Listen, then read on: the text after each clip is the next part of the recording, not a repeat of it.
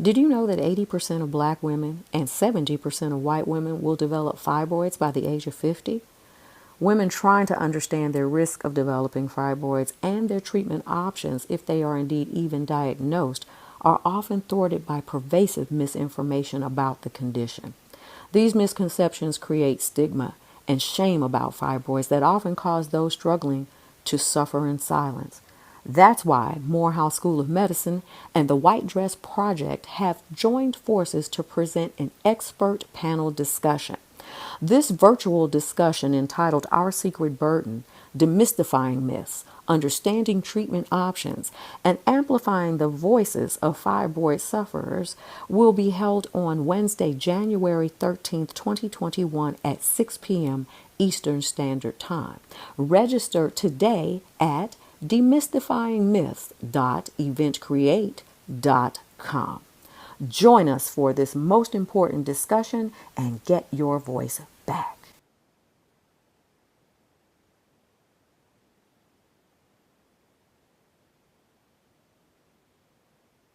Good afternoon, good afternoon, Level Up Nation, and welcome to Level Up, real talk that takes you higher. I am your host, Angee from the B. Welcome, welcome, welcome, everyone. And thank you guys for hanging out with us this beautiful Sunday afternoon.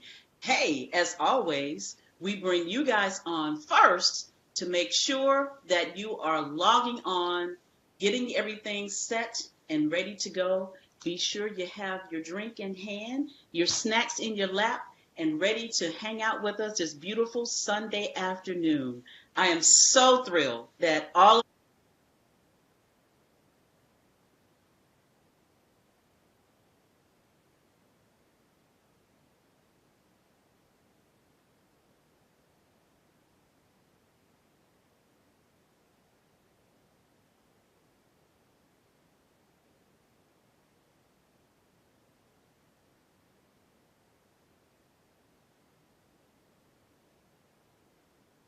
The broadcast of Facebook Live has stopped.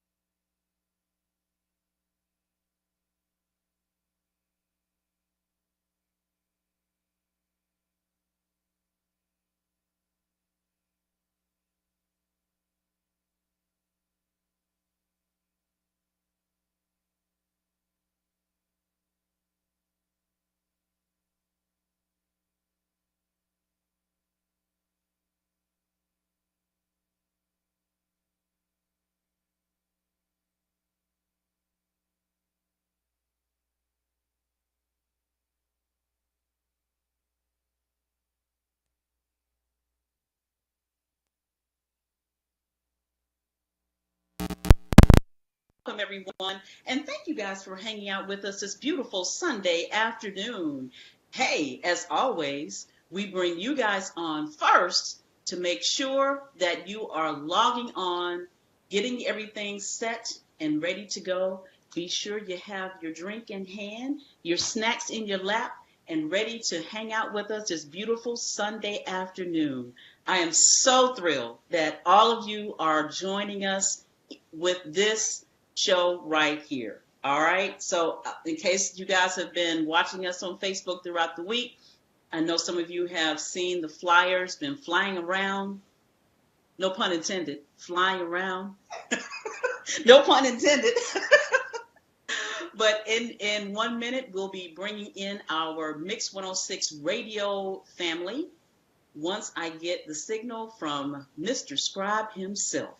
We ain't going to call him Pookie Bear just yet, but Mr. Scribe Mr. Scribe himself. So in 30 seconds, we'll be joined in with our listening audience. All right, Mr. Scribe, let me know when you are ready to go with our listening audience. Be sure, Level Up Nation, you are hitting that share button. Please hit that share button.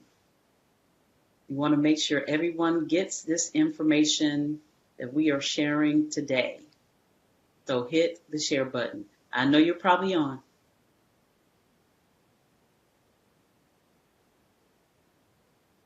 And welcome to Level Up, Real Talk that takes you higher. I am your host, Angee from the B. Welcome, welcome, welcome, everyone. And thank you guys for hanging out with us this beautiful Sunday afternoon.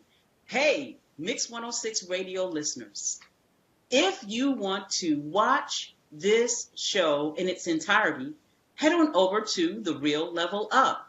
That's The Real Level Up on Facebook. And hey, Mix 106 radio listeners, you may want to watch this show this time.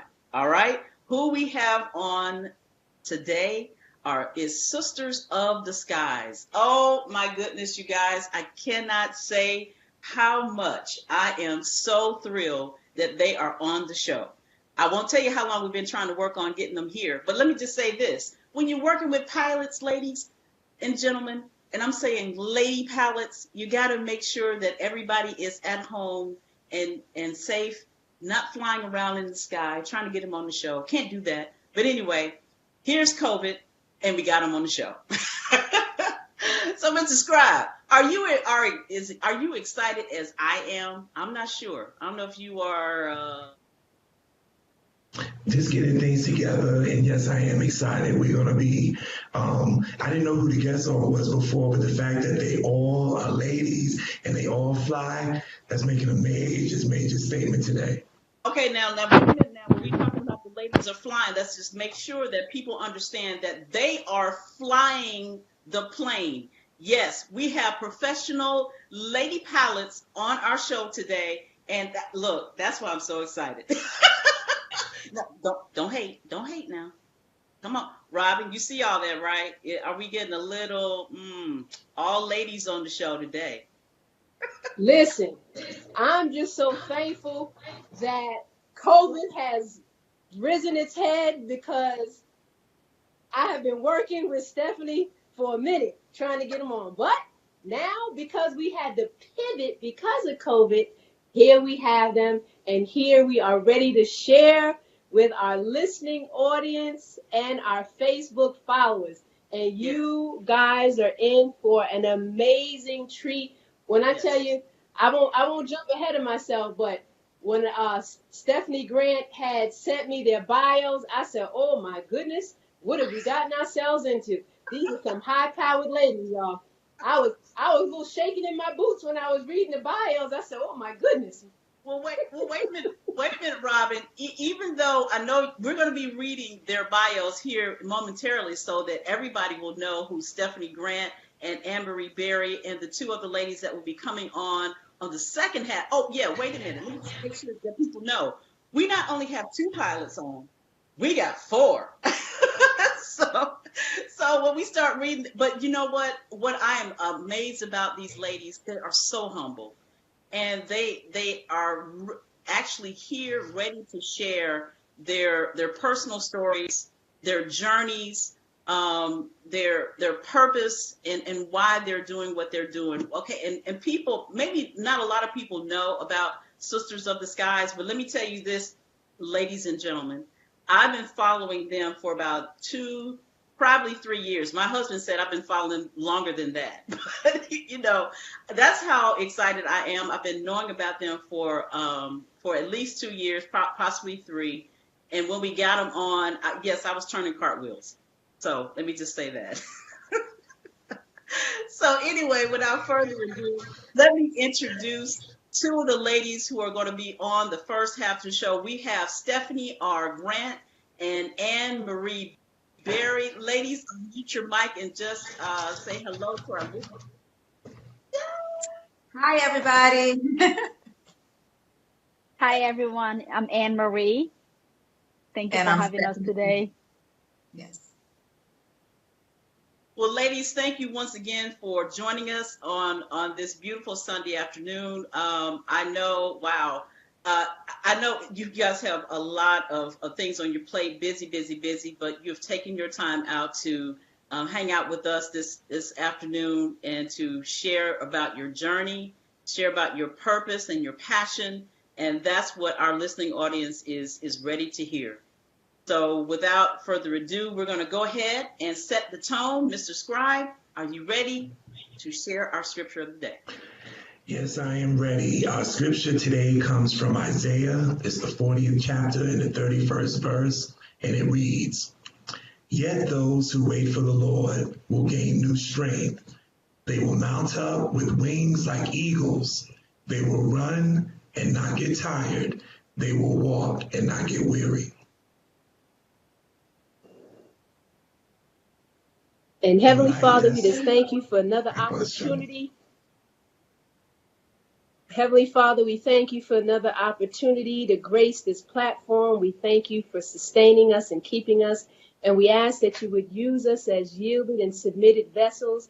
Father, we empty ourselves of ourselves so that you could fill us with you. And we just ask, Lord God, that you would utilize the gifts. Lord God, bless our guests. Lord God, bless their families, bless our listeners, bless our watchers, Lord God. Use us in a manner, Father, that others can see the light of Christ that shines forth through us. We just give you all the glory, the honor, and the praise this day. In Jesus' name, amen. All right. With that said, you guys, as all of you know, if you've been tuning in with any kind of media, whether it's radio, your televisions, and even on social media, we have lost two great men that have been doing tremendous work in the past for us. And I would beg to say that the ladies that are on today will give great thanks and courage and privilege to these two men who have left this earth and gone on to glory. I am aware of that, and I believe that. So with that said, we would like to give a moment of silence to C.T. Vivian and John Lewis. If you guys would please give us that moment of silence.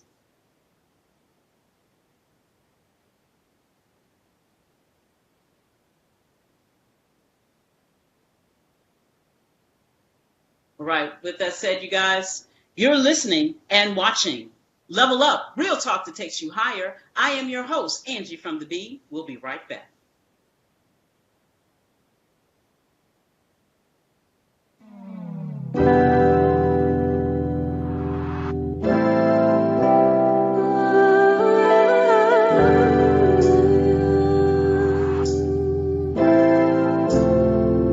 If I scream in the darkness,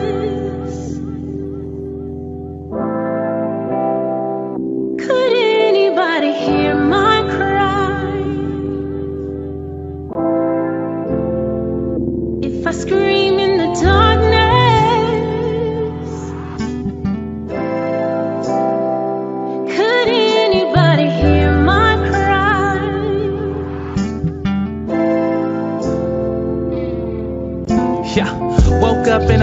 steady yawning, roaming through the thoughts in my head, in my bed, trying to figure out if my life was the next step. It's just one of them days. I don't want to be seen, no need for the sun rays. Y'all don't really want to feel my pain. If I died tomorrow, y'all wouldn't care, no way. Just me, myself, and I, and all the lies the enemy makes me believe them. But no matter how hard I try, I can't deny it's life worth living next season. I don't want to be here no more. Tell me, is it the best of my life gets? I just want to call it quits right now. Go into town, I ain't even made it out of bed yet. Hey. Darkness.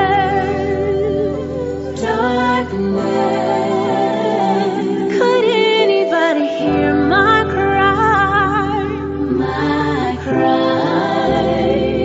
If I scream in the darkness. Darkness.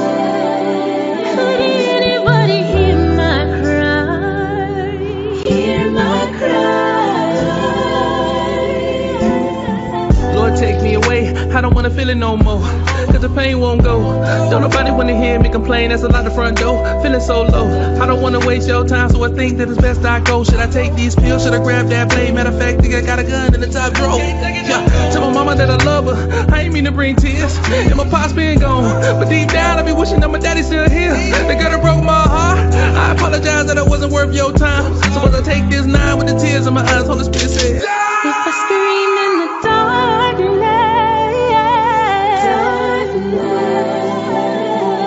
Could anybody hear my cry?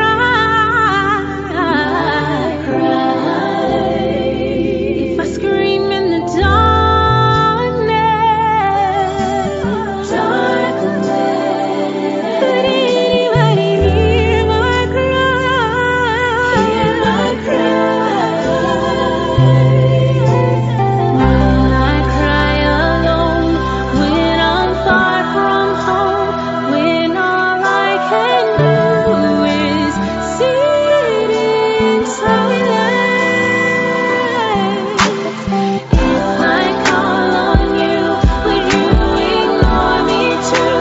I'm desperate to be rescued.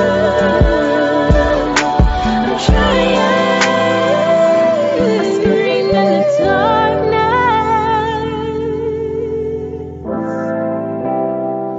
Could anybody hear my cry?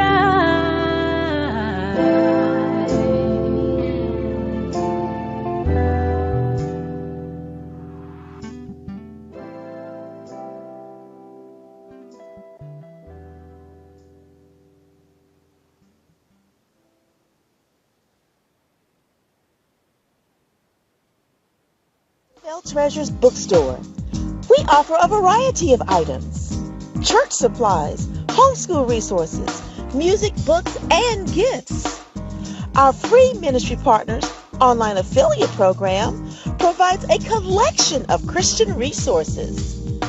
Unveiled Treasures, exquisite jewels to enrich your soul.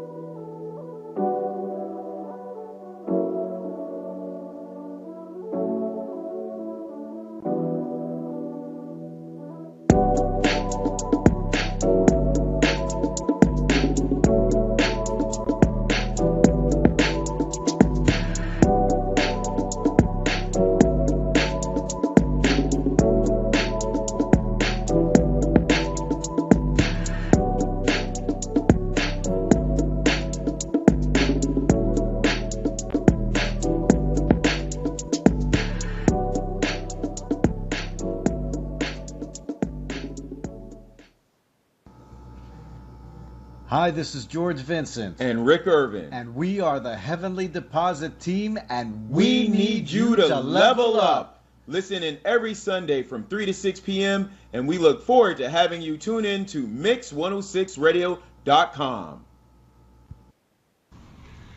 It's Dr. Robert Frazier, CEO of Silk Educational Consulting, and it's time to level up every Sunday from 3 to 6 p.m. We look forward to having you tune in to Mix106radio.com. Real talk that takes you higher. Hey, this is Richard Shaw Jr. Make sure you're believing again. Also, level up. Check them out every Sunday from 3 to 6 p.m. right here on Mix106Radio.com. Mix 106 Radio. You are now in the mix. And welcome back to Level Up, real talk that takes you higher. I am your host, Angee from the B. Welcome, welcome, welcome back, everyone. And thank you guys for hanging out with us this beautiful, beautiful Sunday afternoon. Hey, Mix 106 Radio listeners, if you want to watch this show in its entirety, head on over to The Real Level Up. That's The Real Level Up on Facebook. And if you are watching this show in its entirety and you may want to listen, maybe you want to do this. Vibe with Mr. Scribe. Hey, Mr. Scribe. How you doing? You guys need to get on with the show and give these ladies a platform. And Angee, I owe you. I owe you. I just want to make sure that people know that they can vibe with you, Mr. Scribe. They vibing. They vibing. He's so sensitive nowadays, Angee. I don't know. I just didn't play, that's all. Said play. Well, just didn't play. And listen, in case you guys are wondering what type of music we are playing, just want to remind everybody that Level Up has made a commitment to independent artists. And the artist that you just heard was Constant Mac and Mike G. So anytime you want any information about different artists that you don't hear on a regular platform, won't say regular platform, but terrestrial radio, you can come right here to Level Up and listen to artists that you normally may not hear on, I don't know, the V103. What's another one? Why are you looking like that? I ain't saying I know a few, but I'm just. Yeah, well, it's so many great artists that are out here, and I just have a heart for the artists who can't make it on major radio stations. So for all of you guys who may know of independent artists, now let's be clear. What type of music we're trying to look for, Robin? We have music that uplifts the Lord. Well, we want to make sure that you understand that all music that will be played here, yes, it has to be inspirational. We don't do anything crazy like that, but all inspirational music we are looking for. So if you have someone who has great music and having a hard time getting on major radio stations or even television shows, because a lot of people are getting their music in on soundtracks and television shows. So right here at Level Up. Yeah, definitely. Yeah. And they can send that, just to follow up with you, Angee, they could send that information to us on the Real Level Up in our Facebook Messenger page. And we're always checking that. And I will get back to them with regards to that. That's like Angee said, we're not dropping it like it's hot and shaking it like we baking it. We need inspirational, Christ-centered, clean music here that's going to build up, edify, comfort, and encourage. I'm going to leave it at that. Amen. We're going to leave it at that. Because Mr. Scribe has a reputation to maintain. Well, without further ado, I just want to make sure that we get enough time in to introduce our audience to our guests that are on the show. So, Robin, take it away. All right. For those of you who are just tuning in, we have the honor of having Stephanie Grant on, as well as Anne-Marie Berry. I'm just going to read a snippet of Stephanie's bio, and then we're going to segue into Anne-Marie. Stephanie Grant, born and raised by a single mother in Sumter, South Carolina. Stephanie is a graduate of Hampton University. Woohoo! Hampton in the house, where she earned her bachelor's degree in psychology. After college, she was commissioned by the Army as a quartet master officer and served for several years. After completing her military obligation, Stephanie took on flight school at Air Ben Aviator in Fort Pierce, Florida. She made her first landing there in June of 2004 and graduated in April 2007 after acquiring her flight instructor ratings. After teaching others to fly for a short time, she was hired by Atlantic Southeast Airlines, now known as Express Jet Airlines, in January of 2008. On February 12, 2009, Stephanie became a part of the first all-female African-American flight crew in the United States. Stephanie's a bad girl, y'all. She's a bad girl. She currently serves on the board of directors of Sisters of the Skies. She has had an opportunity to speak all across the country at many different schools, colleges, universities, and organizations. Hey, in her free time, she enjoys spending quality time with her family, sewing, reading. Stephanie currently resides in the suburbs of ATL. She right here in ATL, y'all. We got all to ourselves. Hey, Steph, unmute so our listeners can hear your voice. They're ready for you, girl. Hi, everyone. Thank you so much for having us. We're so looking forward to this interview. I know it's been a long time coming, but we're here and we're excited. So thank you so much for having us.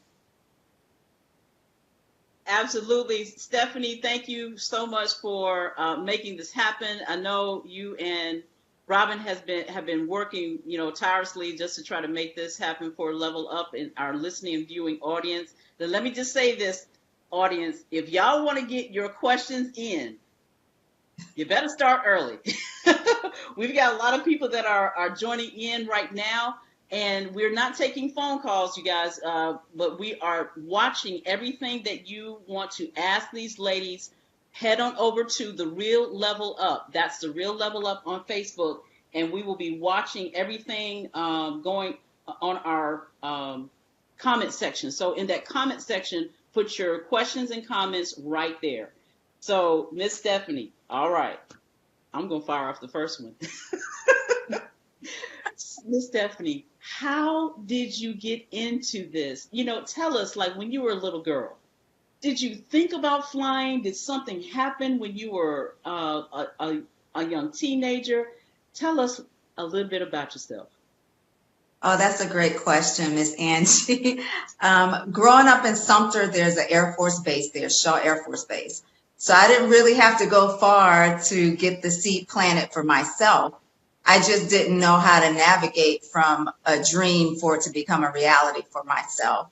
And I'm so thankful that I had an uncle. He's retired now, but he joined the Air Force and ironically got stationed back at home. He was able to take me onto the Air Force Base, and I was able to meet some crew chiefs, some mechanics, some pilots. They took me inside the cockpit and showed me all the buttons and switches. And so that's how it started for me. And we'll talk about it, I guess, later on, but I thought going the military route was how I was going to be able to reach my goal, and that didn't happen. So I fulfilled my obligation through the military and got out, used my GI Bill, and went to flight school. So wait a minute. So right after the military, you got into flight school. Yes. Right. So I was commissioned as a quartermaster officer. Because I did try to become an aviator, but that didn't work out for me. You have to have uncorrected 20/20 vision at the time. And of course, I didn't have that. So I didn't pass the flight physical.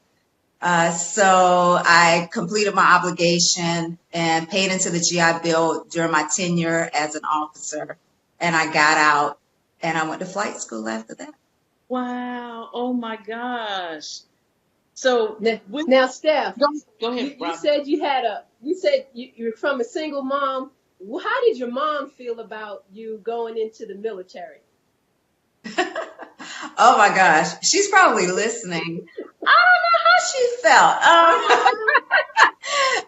What I do know is that not just my mom, but my entire family knows that if I just say I'm going to do something, then I'm going to do it. I'm kind of a hard head like that. So I don't think it was a surprise. But it all worked out very well in my favor. So she might not have been super happy at the time because we only had 1 or 2 people in the military from our family. So, but I did it. At the time, they had what was called a split option program. So I went to basic training right in Fort Jackson, South Carolina, in Columbia, and for the summer before my freshman year of college. And then I went my freshman year, and then the summer before my sophomore year, I was able to go to my advanced individual training for my job for the military. And then I went, so it worked out perfectly. It sure did. Wow. So that, well, thank you for sharing that, because you never know, there's some options that some of the young people can take that maybe you can enlighten them. So thank you for sharing that, Stephanie. Absolutely. Yeah, that's the reason why we kind of dig into the past. Like, how'd you do it, Stephanie? Well, listen, we have somebody else that's on the platform as well. So listening audience, listen, we have 2 pilots that are on the first half of the show. So let's bring in Anne-Marie Berry. If you can unmute your mic, Miss Anne-Marie, so everybody can hear you. Hi, my name is Anne-Marie Berry. Thank you so much for having me. And Sister of the Sky, I am very excited, if you can tell, to be here. So thank you. Can you tell me that? So, go ahead, Robin. You want to tell the listening, viewing audience about Anne-Marie? Yeah, definitely. We have Anne-Marie Berry's bio here. Anne-Marie Berry is passionate aviation professional whose love for flying was developed in an unconventional manner. Oh, can't wait to talk about that one, Anne-Marie.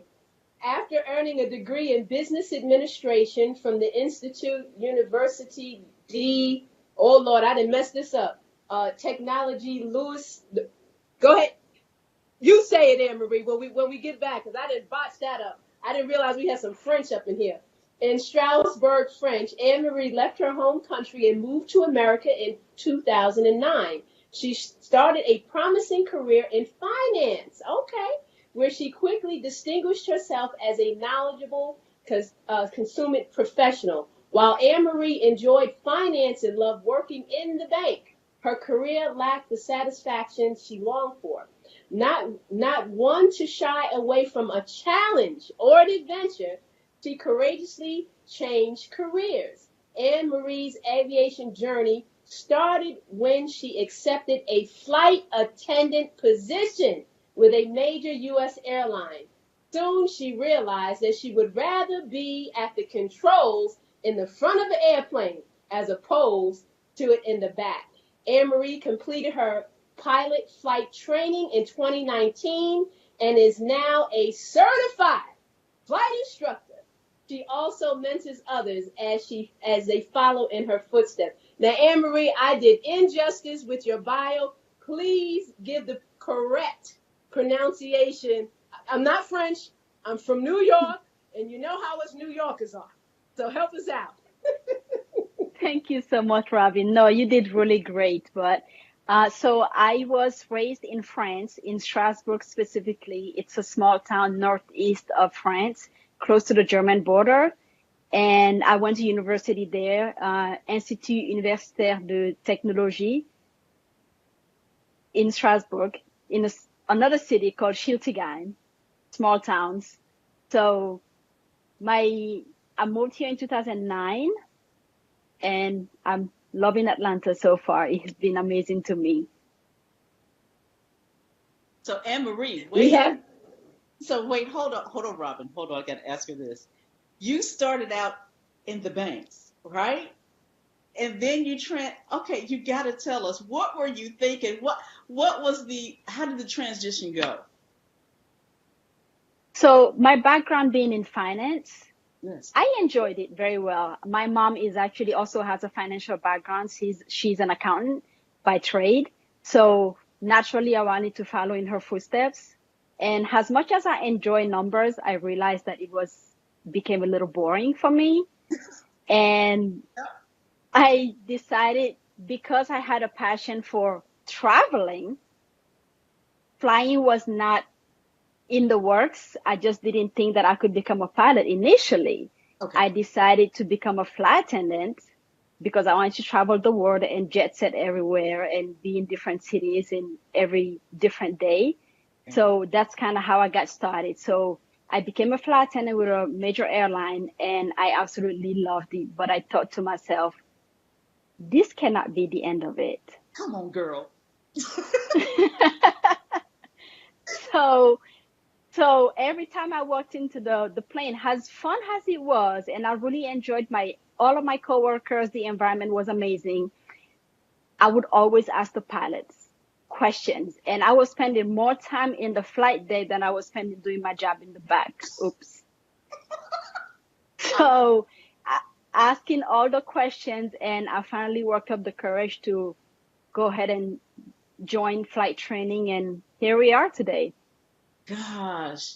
Well, let me ask you this. So when you were asking questions, did they even tell you where you can go to get the training to be a pilot? Did you get it from there, or did you have to go outside of them? So a lot of them, surprisingly, are very helpful. Okay. And I've gotten a lot of good feedback from the pilots that I was flying with, but obviously it was a very heavily male-dominated industry, but still very helpful.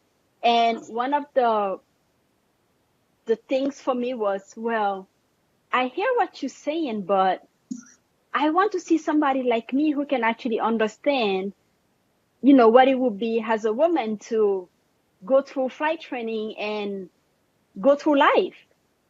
So one of the pilots suggested this school that I actually ended up looking at, and I did all my research myself and just kind of went through with it and just decided to go ahead and do it.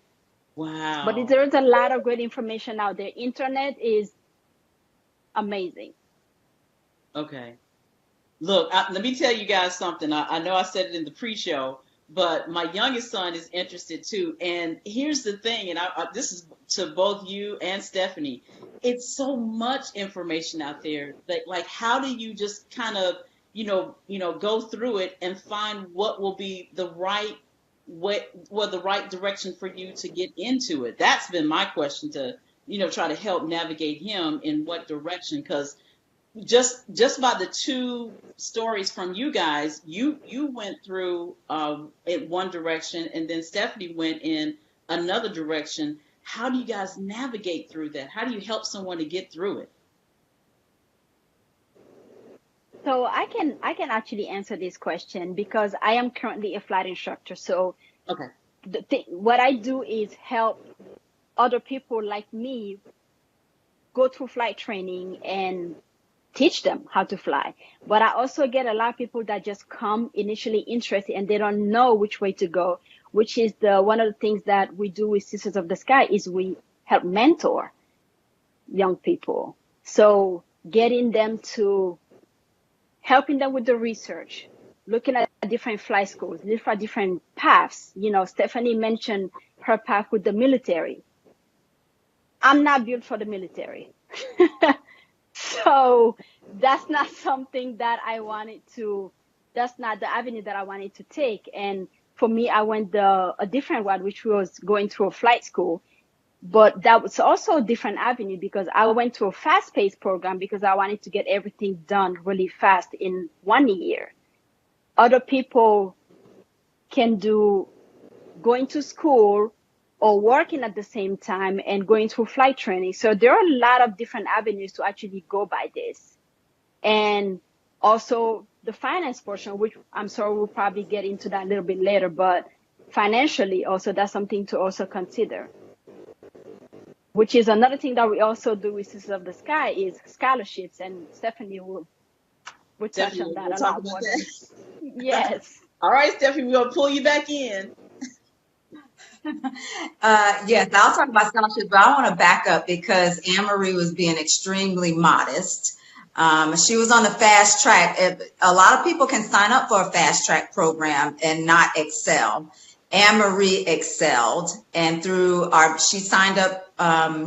She actually asked one of the next guests that's coming on to be her mentor at our first gala. And then when she signed up for the mentorship program, she got me. Technically she had two, two mentors, but she really did exceptionally well and really completed her training in record time. And she's just one of the ones that we're thankful that she turned over from being a mentee to a mentor. And she's absolutely correct as far as the financial obligation. So to navigate these waters, no two people's journeys are the same. So someone like your son, his journey is going to be different than Anne Marie's, is going to be different from mine, just based on whatever obstacles he has to, or anybody has to overcome themselves. One of the major hurdles a lot of people have to jump over is the financial aspect. It's extremely expensive, as you may know, Ms. Angee, to go from zero to hero to get all of your licenses. And if you want to ever work for a major airline, you have to have a degree as well. So the cost of earning your license can be between $80,000 to $100,000, and then on top of getting an education, a college education. So this is a career that we want you to make sure that you want to do. Take those discovery flights, go up with Anne Marie, see if you even like it, and if you do, jump full forward, and we'll be there to help you, especially if you're a little girl of color. We're there, Sisters of the Skies, to help you. Wow. Now, that's a question that I wanted to ask, because Anne Marie had made that comment in regards to, I want to see someone such as myself who could possibly help navigate through this. What, and this is a dual question for both of you ladies. What challenges, if any, did you see with regards to maybe favoritism or disparities between the female and the male pilots? We're not talking about color. We're just talking about, gender in regards to, did you see more favoritism in the male arena because it's predominantly male dominated, as opposed to some of the obstacles that you may have had to jump over as a female? I'll go first, Anne Marie, and then you can jump in after I'm done. But I think a lot of the obstacles, we put a lot of hardship on ourselves because there's still not a lot of us. So just in our culture itself, we know we need to show up ready and right and 100% ahead of the game, right? So that's a lot of pressure we put on ourselves, but we have to do it because we're still paving the way for everybody else behind us. So sometimes we have to get out of our own way, but we look forward to making sure we continue to crush those glass ceilings for all of the girls that look like me that want to do this particular, be a part of this career. Now, Anne Marie has a little bit better, like she gets to see a lot of us. When I was coming through about 14, 15 years ago, it was still so few. There's still so few. There's less than 150 Black female pilots that fly between the military and commercially combined as a profession. So we still have a long way to go. So through our mentorship process, we're going to increase those numbers. But the other obstacles, as far as the knowledge, Ms. Angee, how do you know? Yeah, I didn't know what a carburetor was in a car, let alone a Cessna 172 when I first started. But I tell people, if you can learn it, it's going to be difficult. It'll be a huge learning curve if you don't have a degree in aviation or aviation management, something like that. I have a degree in psychology, but I knew if it was something I wanted to do, I could do it. Wow. Well, I'm gonna stop you right there and hold that because we've got a lot of people that are jumping on right now that really want you to continue to answer this question, but we got to pay some bills. So, look, we're going to take our break for just a short time, you guys. But look, this will give you an opportunity. Now, I know you guys are listening, and some of you guys that are even watching, you know that there is someone that needs to hear this information that we are sharing right now. Please, you guys, go on The Real Level Up. That's The Real Level Up on Facebook. There you can share your page to all your family and friends who may even have a thought about aviation. Look, we're talking about general information about aviation, but we're going to dive right into the purpose for Sisters of the Skies. We've touched on it just a little bit, but I want you guys to hang on and hang in there as we go throughout this show. Once again, if you have questions and comments, head on over to The Real Level Up. That's The Real Level Up on Facebook. We're watching all of your questions and comments in that comment section. You're listening and watching Level Up, Real Talk that takes you higher. I am your host, Angee from The Bee. We'll be right back. Where are you now when darkness seems to win? Where are you now when the world is crumbling? Oh, I hear you say,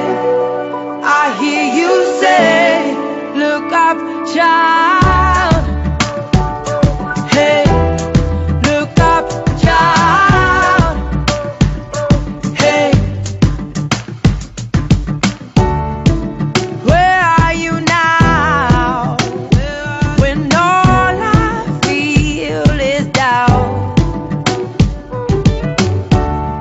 Oh, where are you now when I can't figure it out?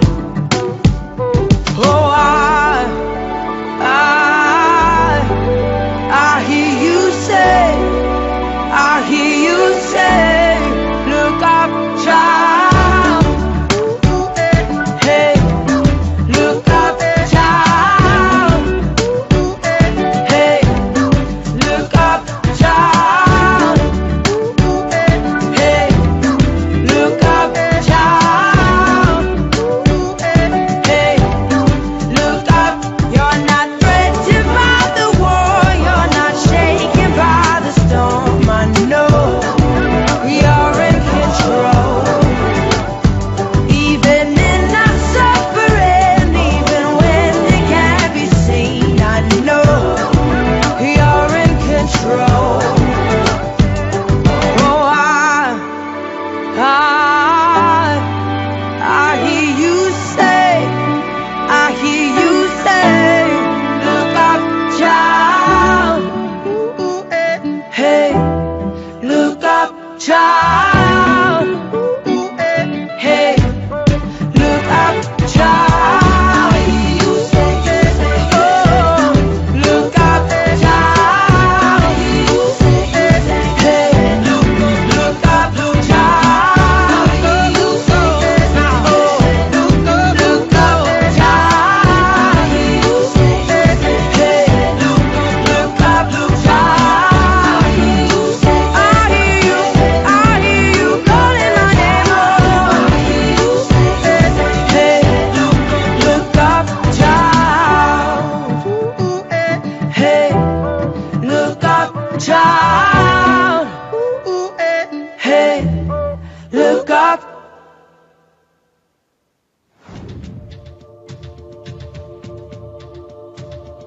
When I knew something was wrong. I did not feel like doing anything. I always had to look like everything is great because of what I do. All of a sudden, I just felt like this big, overwhelming something that came down, and what it was like blood clot. UFE is one of the biggest medical breakthroughs for women suffering with fibroids, and yet most women have never heard of it. This procedure gave me my life back. No scars. Healing time is short. Hi, David. Hi. Are you ready to lose again? Let's just take it to the hoop, son, and get some buckets. By the way, how was the wife? She didn't look well at dinner last night. Well, it's that time of the month again, if you know what I mean. Cramps, bloating, headaches, back pain, irritability, and moody. I just stay out of her way and get her jewel. You mean you bought her jewelry? No. It's a new feminine product that uses the new technology with something called graphene and nano silver that reduces cramps. That sounds like some sci-fi Wonder Woman stuff. Yes, it is. My ears of wisdom tells me that all that matters is that it works. You know what they say, happy wife, happy life. For more information about Jewel feminine products, go to www.lovejfmj.com or call 678-321-8118. It's your girl, Minister April Aland Sitmanak, the spiritual soldier. And let's level up on Sundays from 3 to 6 p.m. with Mix106Radio.com. Ordinary people with extraordinary stories. Hey, this is Dr. Kishana. Level up. Check them out every Sunday from 3 to 6 p.m. right here on Mix106Radio.com. It's your girl, Dr. Monique Frazier, owner of Prestige Decor and More. Let's level up on Sundays, 3 to 6 p.m. with Mix106Radio.com. Ordinary people with extraordinary stories. Mix 106 Radio. You are now in the mix. And welcome back to Level Up, Real Talk that takes you higher. I am your host, Angee from the B. Welcome back, everyone. And thank you guys for hanging out with us this beautiful Sunday afternoon. I just want to welcome all of you who are just now tuning in. I see that most of you guys are excited about this show as much as I am. Woo, Robin, I can't keep up with all the questions and comments that are coming in on this show, girl. Listen, I thought we was in July. It looks like Christmas. I mean, the social media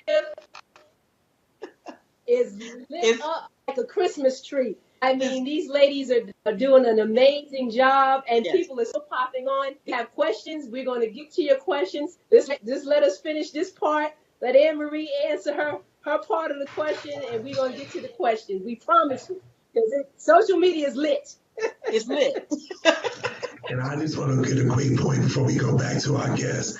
Fellas, join in. All I'm seeing on my timeline is the ladies chiming in. Where the fellas at? Listen at him, Robin. Don't be trying to have any men join in. Go on and do the shout outs on behalf of do the shout outs, Nolan, on behalf of the fellas, being that they haven't showed up. Now I do see a few gentlemen on here talking about how excited they are. Now you go ahead and do the shout out so you can represent the male population here today. Unfortunately, on my timeline, there are no males. Oh, hold on. I'm speaking too fast. Linda's brother, Pastor Larry Beverly Adderley, is on. So we got a couple of guys, but we need some more men to come and represent because we need to kind of balance out. I'm loving having the women on. Don't get me wrong, but the fellas need to represent as well. Yeah, well, I do see Marcus Harris. He's joined us as well. Thank you, Marcus, for tuning in. But let's go ahead and shout out some of the ladies that are on. First of all, I cannot do this if I do not shout this lady out. I don't know if I will have a life. I just want to shout out, hi, Mom. Miss Winifred Smiley is joining us today. Thank you for joining us. We have my sister, Victoria Jackson, who is joining us as well. She actually has an autistic son that's interested in aviation. So that's why she has hopped on and shared the information. Also want to give out a shout out to Fred Walker. Thank you for joining us. And a few of our number one fans, we cannot go away to say thank you, Miss Mary Goolsby. One of our number one fans is on. Kelly is on. Kelly is one of our favorite guests that's been on the show a couple of times. Thank you for sharing. Oh, here's the other thing too, Robin. She is still sharing the show that she's been on. Thank you, Kelly, for doing that. Also, we have Pastor Gary Burke. She's part of the Level Up family. Yes, she is. She is definitely part of the Level Up family. Thank you, Pastor Gary Burke, for getting on and sharing the show as well. Carolyn Brown-Mincy, thank you for joining us. Oh my gosh, I know I'm missing some people. We'll catch you on the next go round, but I know we got to get right back into our conversation. Yeah, go right ahead. Yeah, we have a gentleman representing. I hope I don't mess up his name, y'all. Y'all know how I am with these names. Tynell Williams, he's representing. He says, "Love what you're doing, and thank you for showing our young females, with regards to this." So this is, folks are excited. Sonja's on. Sonja Barney, we give a shout out to Sonja. We won't reveal who that is on the platform yet, but I'm just gonna say, don't y'all like the way Angee is looking? Doesn't that color look becoming on her? We're gonna leave that alone. I'm gonna scoot on over. Anne-Marie, we're gonna get back to you. They tell me I gotta stay focused today. With regards to the question previously, had you noticed any disparities in reference to being in a male dominated arena? What has been your experience, whether good, bad, or indifferent, with regards to that? I think for me, life is challenging in general. However, it's worth going through because if not, it would be boring. So I definitely want to see a lot more women in the industry.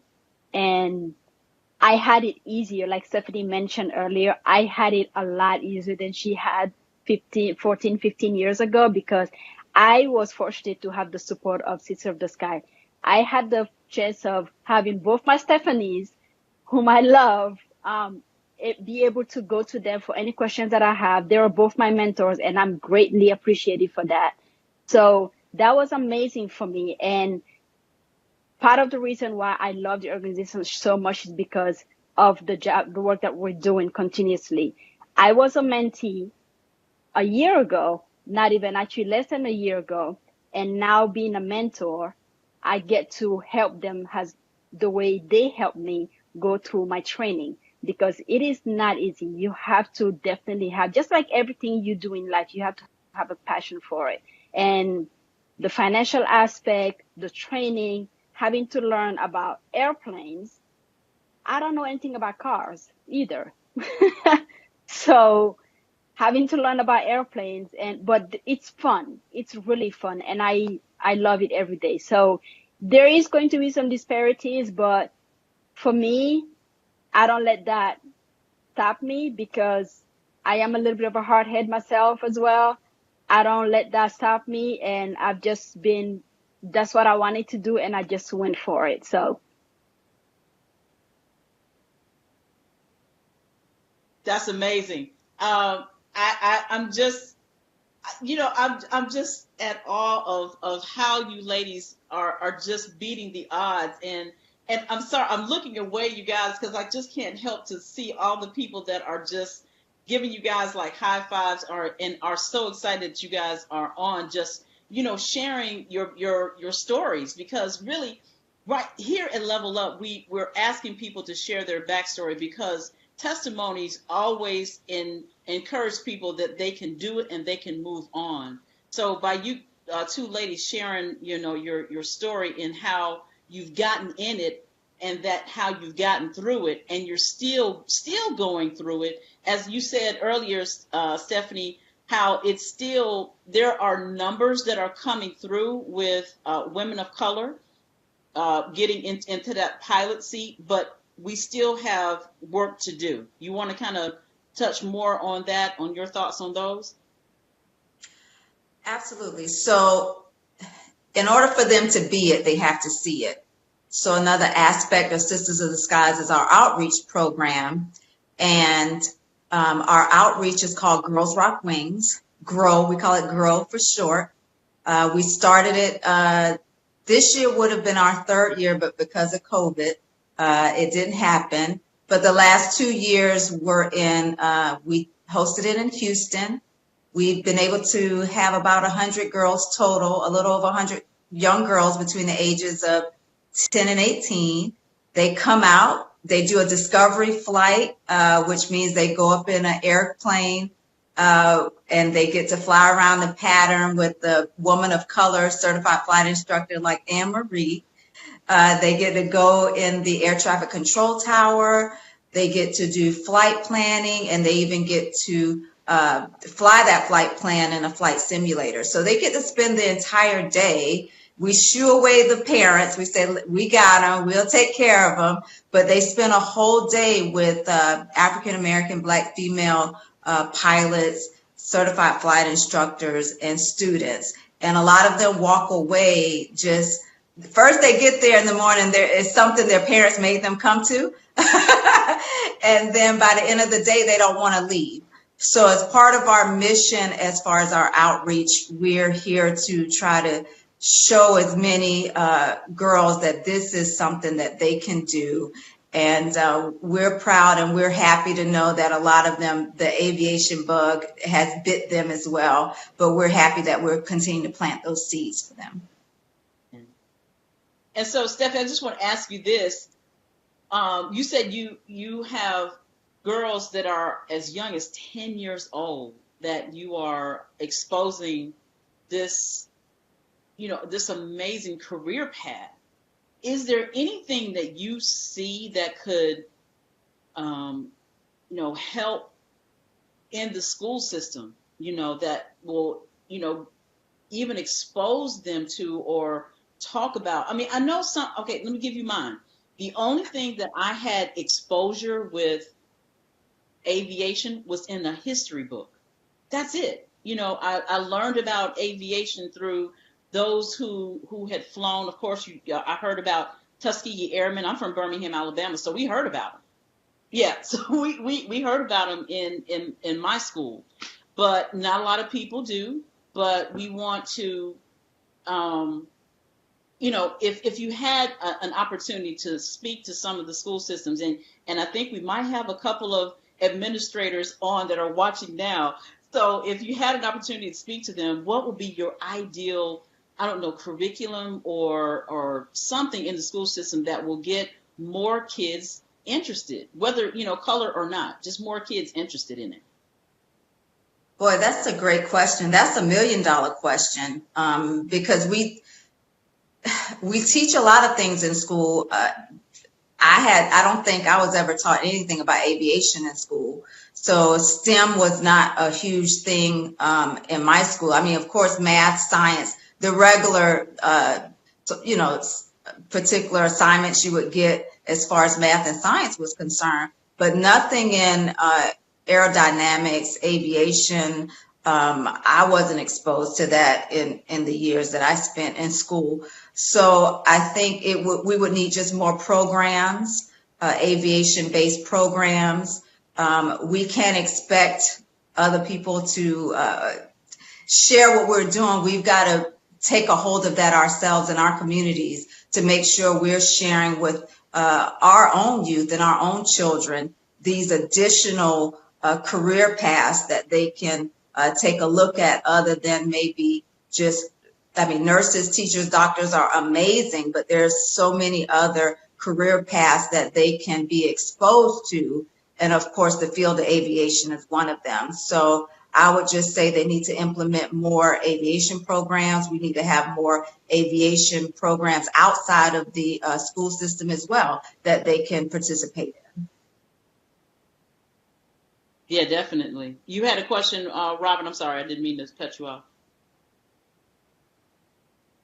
No, I was just listening to what Stephanie was saying, but in regards to their program that they have, or share with regards to how people could get in contact with you, how they can maybe get their daughters, their sons plugged in to the program, because this is really a rarity. You don't often hear about non-for-profit organizations such as yourself offering, this is life-changing, especially with regards to the statistics you gave earlier, Stephanie, in regards to women, just let alone African-American women, but just women in general being in this field. So if you would just share that, because we want to get that information out to our listening audience, because we're posting it on our page for those who are watching on Facebook, but there are so many things that Sisters of the Skies, your 501c3, is actually offering. So if you could share that, please. Absolutely. So our website is where you can go and get all the information, and that's Sisters of the Skies, and Skies is SKIES.org. And probably about 6 weeks before the event, the GROW event, our outreach event, Girls Rock Wings, usually happens in April in Houston, and we're going to add another one in Miami in the fall of the year. And it's on the website. And when I tell you the tickets sell out, I think the first year it took maybe a day. The second year, I believe it took less than an hour. So, yeah, so people are definitely catching on that this is something that we're doing. They want to participate. And of course, follow us on all social media platforms at Sisters of the Skies to stay plugged in. And we'll continue to make announcements on dates and places that we're doing our events. Now let me ask you, Steph, as well, do you ladies ever look for volunteers? Because it is a 501c3. Do you ever look for volunteers to help with your events, or if someone has a special skill set, with regards to mentoring and teaching, do you offer that opportunity, or are there certain guidelines that you implement with regards to Sisters of the Skies, because you are dealing with young women? Oh, absolutely. Anybody who wants to volunteer, I feel a feedback, but info@Sisters of the Skies, they can send an email there. As far as mentors, our mentors are only Sisters of the Skies members. So, but if you want to help volunteer at any of our events, you can send an email to info@sistersoftheskies.org. And what about, I guess we're going to get into the type of programs that you are offering. You guys want to speak to, some of the programs that you guys are offering and the locations, because let's see, you are here. Is that right, Stephanie? Is there a program in the Atlanta area? Through Sisters of the Skies, there's not a program per se in the Atlanta area. However, there is a nonprofit, Ace Flyers, and I know Anne Marie has worked with them, which is also a nonprofit organization that's a Black organization that has many, many, many years of experience helping to get young kids in the air, and many of those are now professional pilots, if Anne Marie wants to talk about them. Absolutely. So the website for that is actually flyace.org. And ACE is short for Aviation Career Enrichment. It's a Black-owned or Black-ran flight academy that has been around for 40 years, actually. And it is located at the Fulton County Airport, Charlie Brown.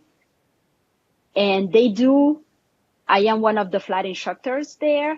And one of my jobs, again, or my passions, is taking young people to Discovery Flight. So if you want to bring your youngins or even the adults to take a flight, I see Robin raising her hand there.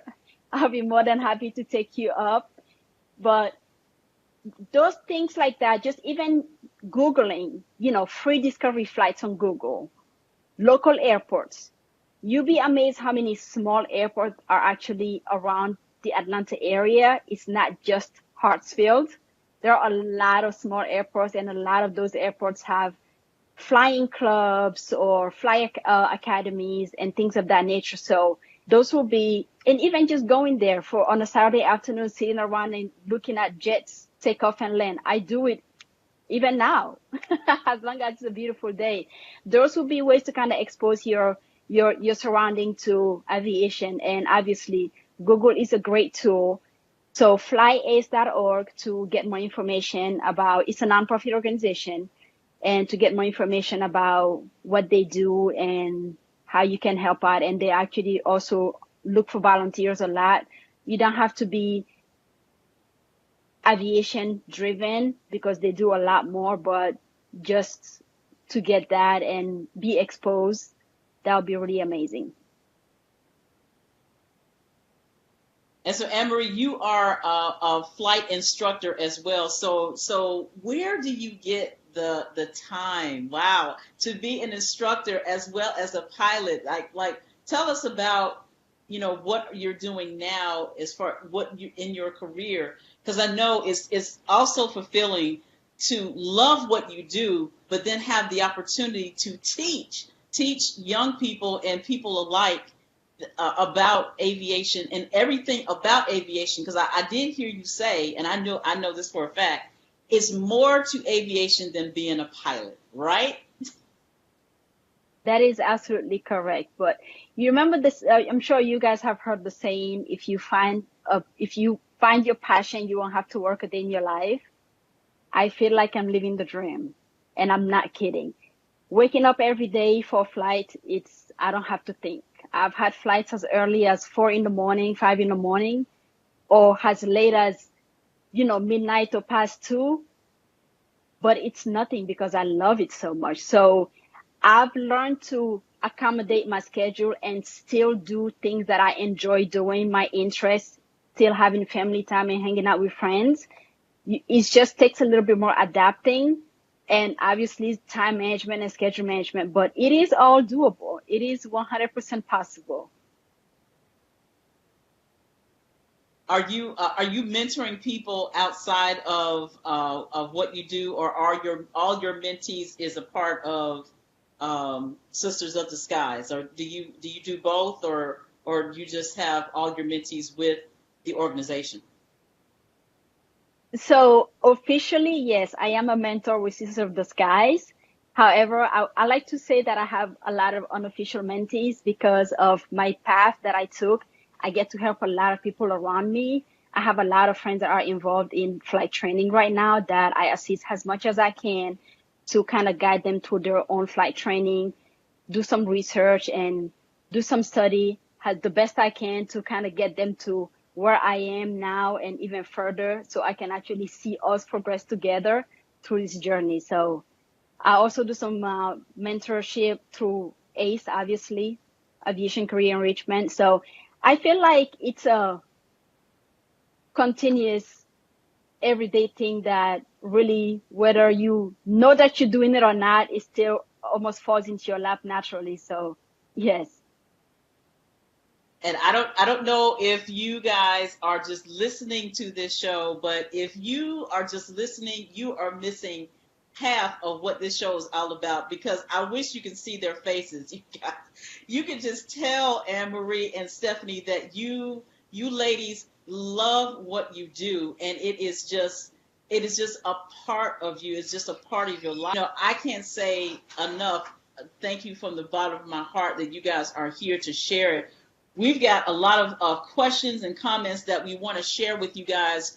I know we're getting close, Robin. We're getting close to having the other ladies to come on. But all right, we got to take break. These breaks. But listen, we're going to take our break, and when we come back from the break, as we promised, we will get your questions and comments. If you are listening to this show, please head on over to The Real Level Up. That's The Real Level Up on Facebook. There, in that comment section, type in your questions and comments there, and we will get them on so the ladies can answer your questions and comments there. You're listening and watching Level Up, Real Talk that takes you higher. I am your host, Angee from The Bee. We'll be right back. Staring in the mirror, giving counsel to myself. This is not who I remember. Seems I hardly know this man.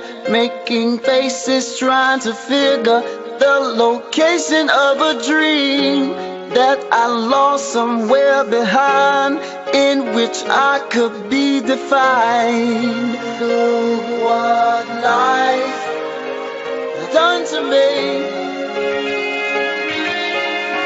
Try to remember who you were. Look what life has done to me.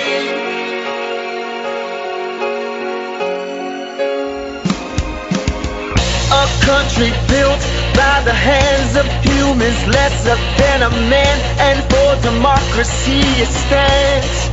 Yeah, yeah. In times of natural catastrophe, government aid eludes the people. Tell me who is this I see? He seems to think that he's my equal. Look what life has done to me. Try to remember who you were. Look what life has done to me.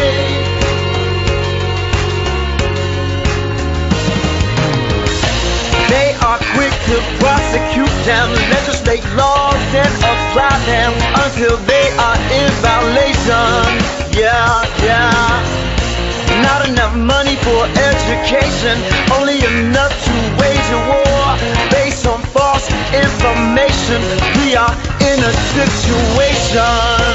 Look what life has done to me.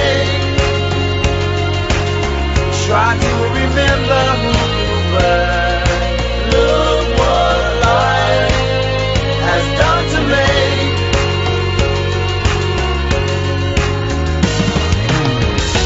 I lost dear loved ones, and it's taken away from me pieces of my happiness.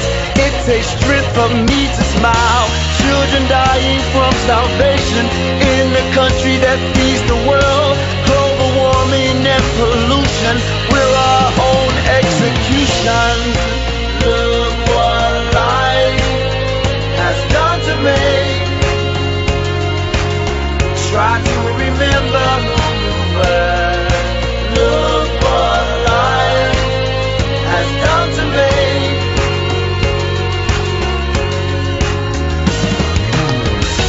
I'm going away from here to set the dreams free in my heart. I don't want no substitution. You will not be my conclusion. No time for hesitation. I am certain that who I see staring at me in the mirror is not the man I choose to be. Yeah, yeah, yeah.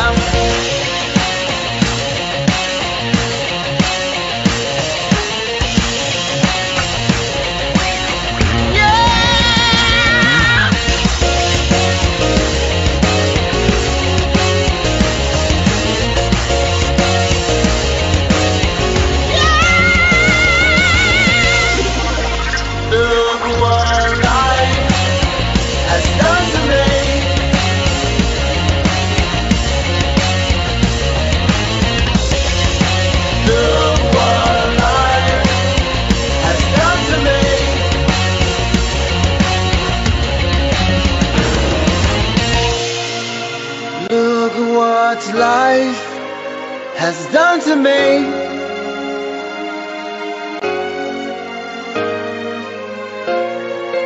Look what life has done to me.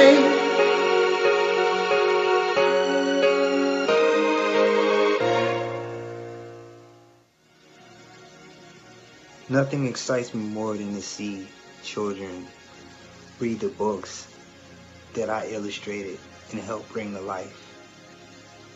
You know, it's the process from start to finish, and you know, at the finish line you see the children smiling and excited and sharing the stories with other children about, you know, an image or a book that they read. Another thing that gives me joy is working with new and upcoming writers, people who have all these stories that they want to tell, and you know, things that they want to share with the world. You know, just like, you know, me wanting to express myself as an artist and, you know, share my expressions. You know, people are doing the same thing with their stories, and to help, I feel like I'm helping making their dream come true.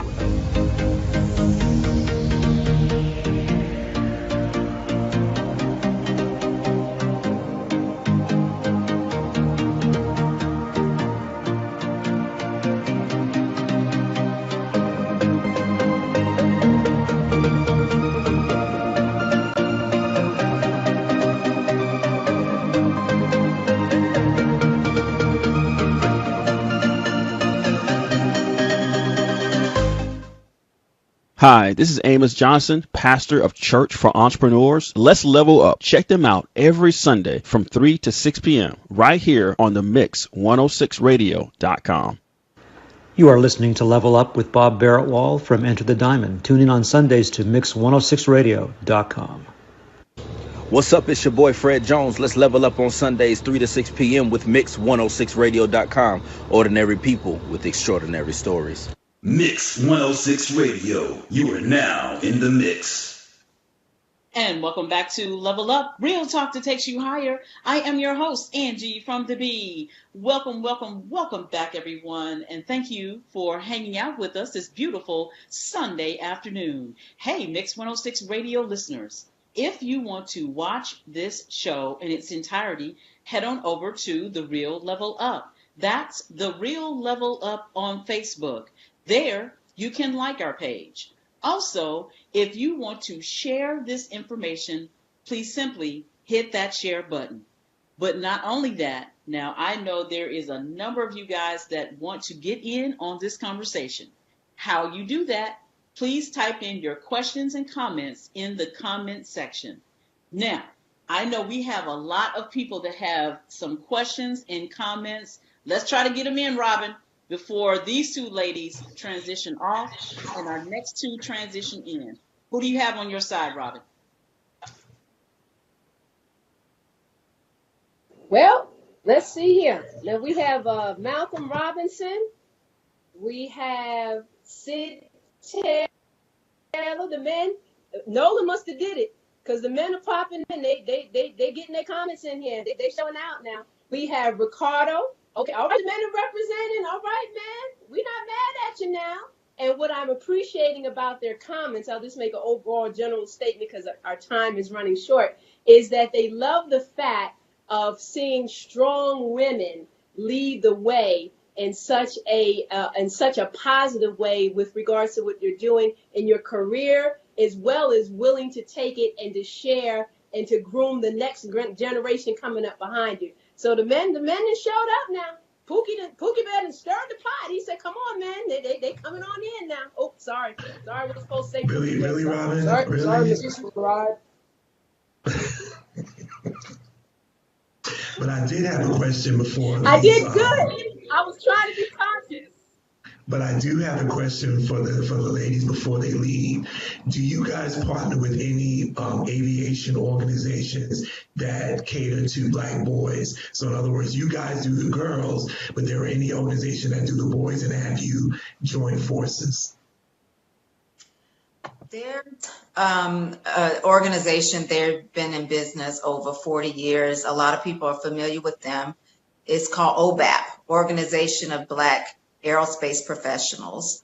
You can go to their website, obap.org. And of course, that organization was started. It was initially called Organization of Black Airline Pilots. So it was initially started just to increase the number of Black airline pilots. And now they've expanded that. So they have aviation enrichment camps all over the country.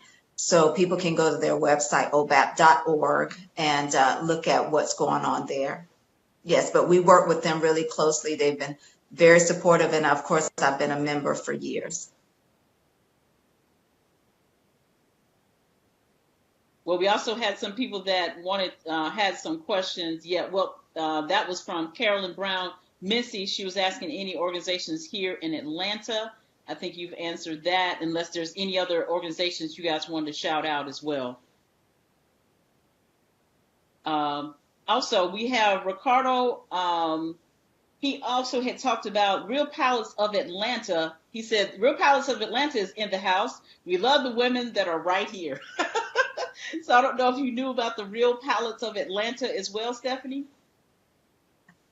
I don't think I do. Tell him to send us an email at info@Sisters of the Skies. You know, we're always stronger in numbers, and they may have wives and daughters that are interested. And I'm telling you, to be mentored by a gender and a color of a woman that looks like you, it goes a long way for our young girls. Yes, yes. I mean, you've been saying it over and over again. You know, it's something about when you see someone that that looks like you, that's doing what you could possibly do, it has a huge impact. And a lot of the people that are commenting, they're just saying, "Yay, awesome, amazing program for the young girls," because it is a male dominated career. So as you guys are going through what you are doing with Sisters of the Skies, Stephanie, you do see the number increasing and increasing more for our young girls to get into it, correct? I do. And we have actually increased our membership as well. So we see it that way. We see it also with our mentorship program, the number of girls that signed up for our mentorship program. And I believe that window is still open. I'm not sure. You'll probably have to talk to Hartsfield in the next segment about the mentorship program. But just seeing that there's so many that are interested, because, and social media is a great thing now, right? If it's used in the right way. We didn't have Facebook and Instagram and all that stuff, a decade or so ago, in order to spread the word. So we're able to get the word out, and those numbers are increasing. We just need the support, especially financial support, to make it happen, because we want to bridge the gap financially with scholarships, so that a lot of people start but they don't finish, right? So we want to make sure that they finish. So through our scholarship mentorship and outreach, we're happy to say that we're making some strides, but we still got a lot of work ahead. Got a lot of work ahead. Do you want to speak about your scholarship program? Do you want to wait to our next segment for the next set to talk about that? Yeah, I'll talk about it because it's been my baby. It was crazy because it was this wild idea I had in 2018, about September of 2018. I said, I really want to commemorate the 10th anniversary of my historic flight, which would have been February of 2019.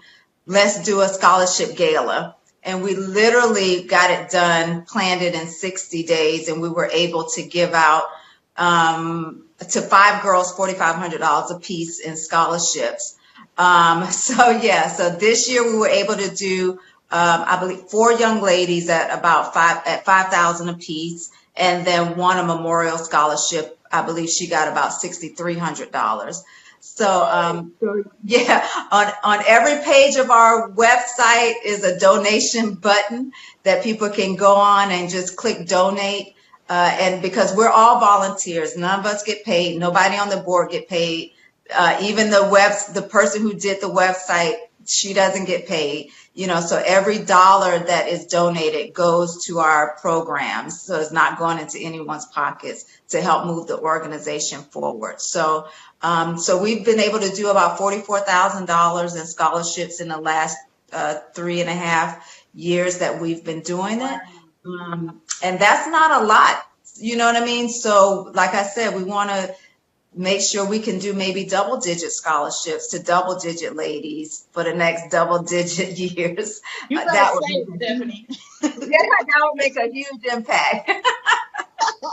No, and we at Level Up, we will do our very best to keep it top of mind, because if you don't know, people just don't know. And you're absolutely right that this internet and social media has done wonders for a number of organizations, but it's that competitiveness that we found even with our own radio show, just having that consistency and that competitive to keep it at top of mind of people, and knowing that I think we talked about this in our pre-show, that there are people out there that are looking for ways, to help communities and communities of color. So while we have, people that are open to, give money, it's not even just giving money. We've talked to Anne Marie as well, that they're looking for volunteers, even at the ACE program. I'm very aware of the ACE program. They are looking for volunteers to, help the young people to find different careers. Because I want to make sure, but I know I'm trying to get everything in before you guys move on, we talked to the next two ladies, but there's two other things I want to point out. That is just not pilots. You guys are showing the young people everything aviation. Am I saying that right, Stephanie? Did you want to kind of touch on that as well? Yes. So in our outreach, they do get a little bit of everything. I think the only thing we don't probably touch on is probably mechanics, becoming a mechanic. But, as far as flight planning, that's a career for like dispatchers and stuff like that. So they get to see what it entails to create a flight plan. And also in our GROW outreach program, they get to go in the air traffic control tower. So air traffic controller is a great aviation field. Like it really is a great aviation field. And a lot of them have no idea. So those air traffic controllers, we keep ourselves safe, right? But sometimes they can see stuff that we can't see. So they help us stay safe. So we're trying our best to give them a lot of exposure, but our main mission with Sisters of the Skies is to increase the number of Black female pilots on the flight deck. All right, so there you go. Question for you, Steph. Go ahead. I had a question, and Steph, is there any particular criteria with regards to those who are interested in getting into the program? You have to have certain grades or whatever the case may be. Is there any particular criteria that you guys require at Sisters of the Skies in your programs? For our outreach, for our Girls Rock Wings, they just sign up. We don't look at their report cards or anything like that, right? But I always say when I do go to schools, math, science, social studies, like you need to be get good grades in all of it, whether you become a pilot or not. So in order to become a member of Sisters of the Skies, you have to at least have your commercial license. And the reason for that is the FAA has stipulated that at a commercial, someone who's obtained their commercial license can actually get paid based on the skill that they have. And then everybody else that doesn't will become a mentee until they get their commercial license. I hope that answers your question, Rob. No, it did. Yes, it did. Yeah, it did. Uh-huh. I had a comment for Anne Marie. We have someone who is watching Anne Marie, and this is Colston Martin. Said, proud. Anne Marie is a great instructor. She pushed me through my commercial rating. Go, Anne Marie. Hope to meet you one day. And Stephanie Grant. Hope to meet you, Stephanie. Sorry about that. So you guys have done a tremendous service to the people that are interested, remotely interested. Definitely coming on this show. We've had more people to comment and give questions. You guys keep the questions coming because we have another set that will be coming on our second half of this show. There's one other person. His name is Sid Taylor Jr. They just wanted to ask you guys. I know you probably touched on it earlier, but he just came on. But he wanted to know about your work-life balance. Gotta love it. Proud to see that we have strong female pilots. So I know we have talked about yours, Anne-Marie. So Stephanie, you want to talk about your work-life balance for Mr. Sid Taylor?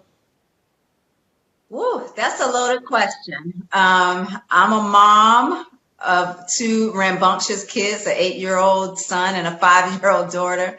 And I've been married for almost 10 years. And I'm not based in Atlanta. I'm based in Houston, Texas. So I have to travel to get to work, to start work. And then once I'm done, I have to get from Texas back to Atlanta. So I take it one trip at a time. That's basically all I can do. I think any working parent, we are always continuing to try to figure out the whole work-life balance. And I just try to make the best of it. So thankfully, I do like what I do. I've taken some time off because of COVID-19, because my daughter does have asthma.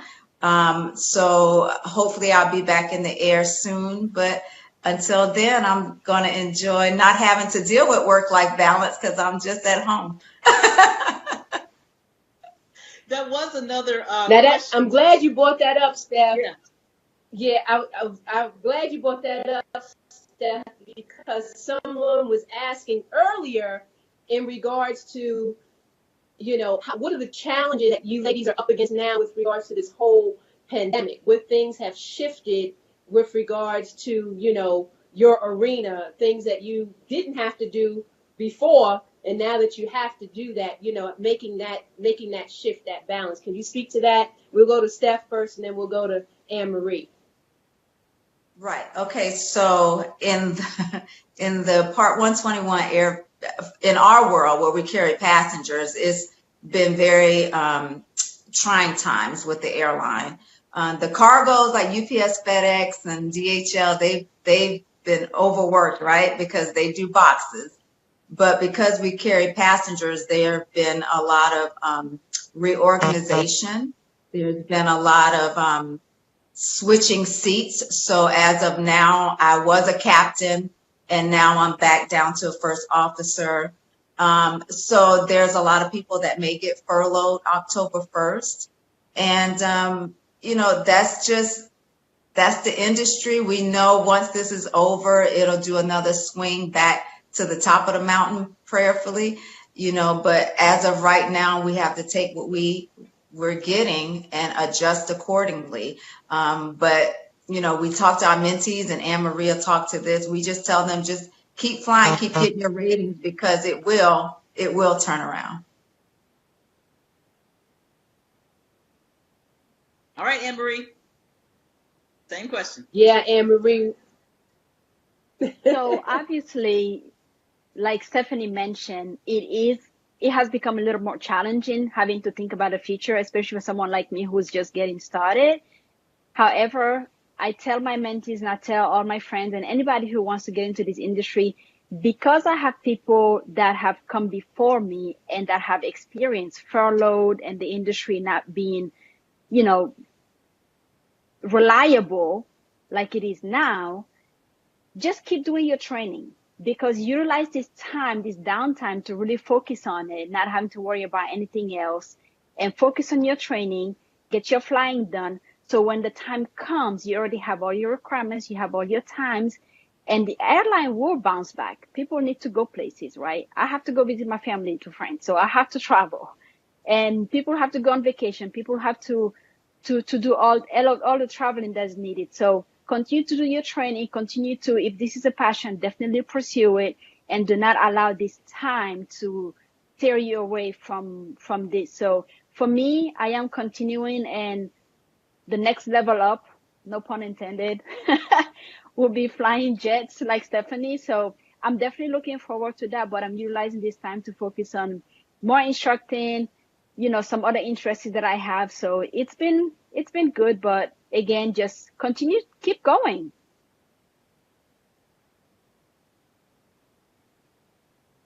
Well, I'm glad to know, Stephanie, that you fly jets. I've been trying for a very long time for someone to, fly my private jet that I'm working on.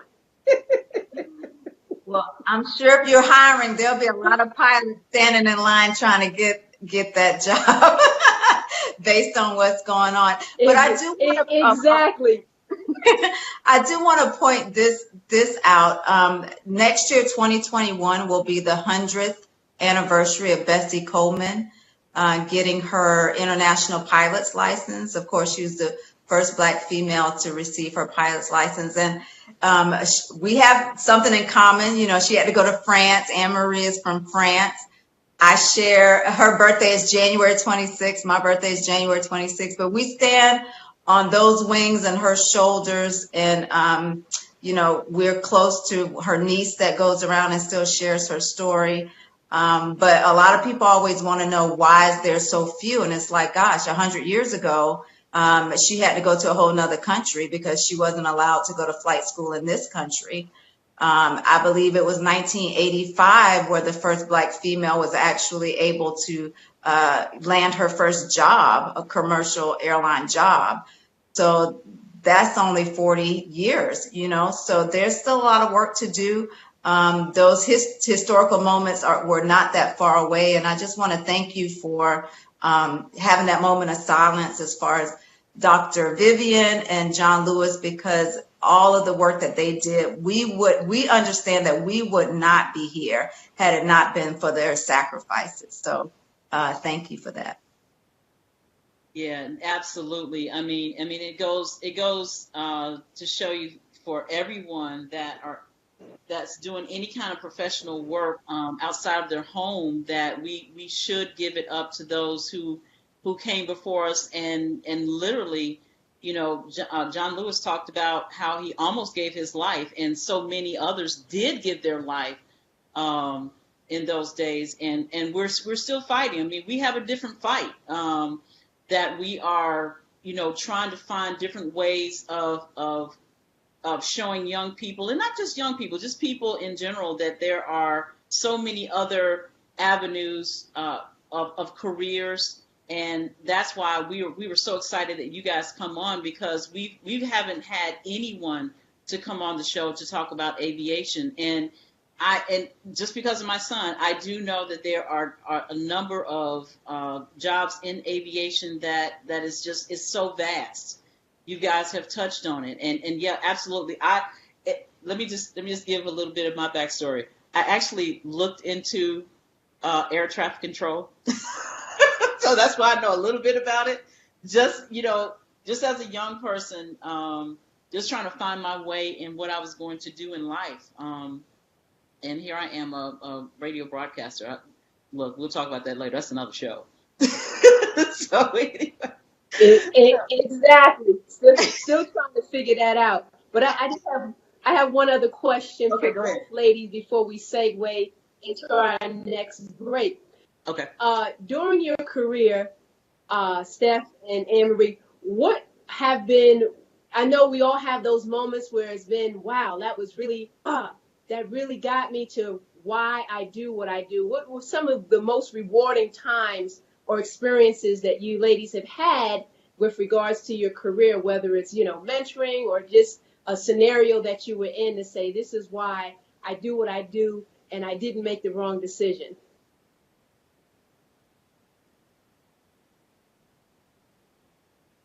I think I can probably go first. I can go first on this one. So for me, the first wow moment was actually, as much as I knew that I wanted to do my training and become a pilot, not seeing anyone that looks like me was a little bit challenging going through my training. So my first wow moment was my first gala with Sisters of the Sky last year in 2019. And when I walked into a room filled with Black female pilots, I had no doubt that that's the avenue that I wanted to pursue. I had no doubt in my mind. So that was absolutely amazing. And obviously, as I progressed to where I am now, I've had some times where I'm in the airplane teaching someone and they just get that light bulb moment for something that I've been explaining to them. And it just makes me so proud, because it just shows that I enjoy this. I really and truly do. I'm actually able to teach someone something that is going to be valuable to them.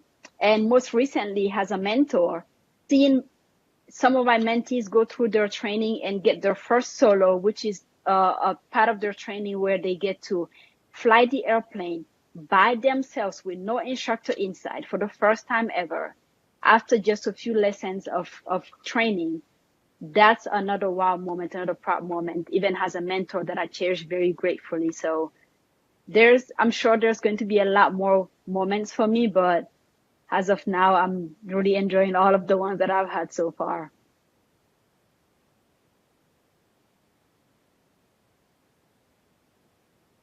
Awesome. So, gosh, that's such a full question for me, because I've been at this not as long as a lot of them, but one of my favorite quotes from Martin Luther King, hopefully I'm saying it right, is everybody can be great because everybody can serve. And my historic flight and Sisters of the Skies have given me a great platform to be able to give back And to see people like Anne Marie and some of the other young ladies who are coming through the program reach their goals and their dreams is really a highlight for me, because I know it's not about me, just like Bessie Coleman knew it wasn't about her, but for everybody coming behind her. So to continue to be able to help in their journey to turn their dream into reality and get from flight school to the flight deck is just as rewarding as me taking the controls myself. So that's my story. And Stephanie, man, we had a couple of more comments and questions for you guys, but I know they're like, we got to go to break. We got to go to break. Well, listen, if you guys can hang in there for just a couple of more questions and comments, I know we got to switch over to our next guests that are coming on. And ladies and gentlemen, we have 2 more pilots that are coming on the platform. You definitely don't want to miss it.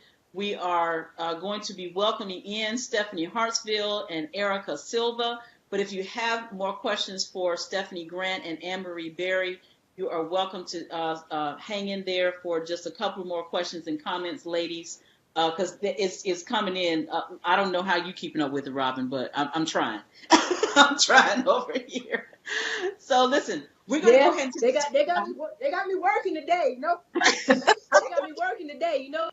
I'm talking too much because I'm over here. Yeah, they got me working today. They got you. Well, listen, you guys, we got to take a short. I promise it's going to be a short break. I know you want to try to get your comments and questions in for the ladies that are about to transition off. Once again, we have 2 more that will be coming on. We'll be joined in by Stephanie Hartsfield and Eryka Silva. So just give us a couple of moments to get them transitioned in. So if you see 4 pilots on, look, I'm going to make sure, Robert, I'm going to take a picture of this one right here with all of them on the platform, okay? Let's get a good picture of that one.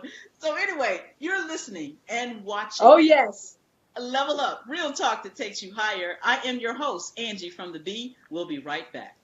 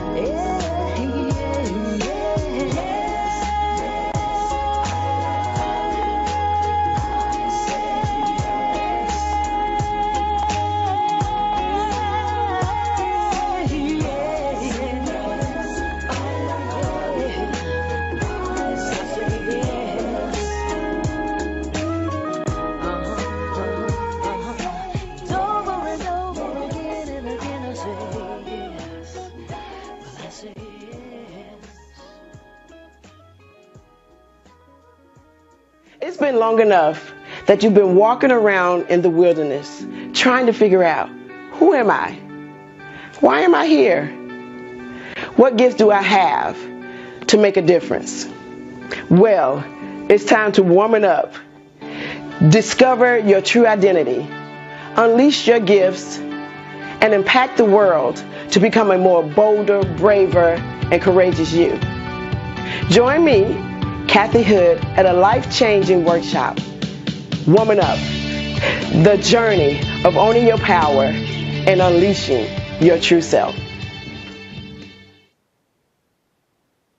Someone Cares of Atlanta is a nonprofit 501c3 community-based organization providing holistic health and wellness with locations in Marietta and Metro Atlanta. Our qualified behavioral health professionals provide extensive counseling and treatment in substance abuse, mental health, and opioid addiction. Someone Cares offers a variety of services, and our professionals are waiting to serve you. We are not just an agency, we are a friend.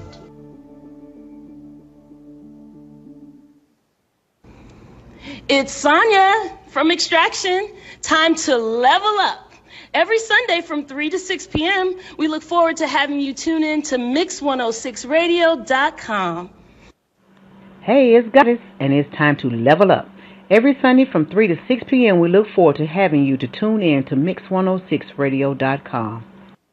Hey, this is Shay Bynes with Kingdom Driven Entrepreneur. Let's level up. Tune in every Sunday from 3 to 6 p.m. here on Mix106Radio.com. Mix 106 Radio. You are now in the mix. And welcome back to Level Up, Real Talk that takes you higher. I am your host, Angee from the Bee. Welcome back, everyone. And thank you guys for hanging out with us this beautiful Sunday afternoon. Hey, Mix 106 Radio listeners, if you want to watch this show in its entirety, you can head on over to The Real Level Up. That's The Real Level Up on Facebook. If you want to join in on this conversation, head on over to The Real Level Up. We are taking your questions and comments in that comment section.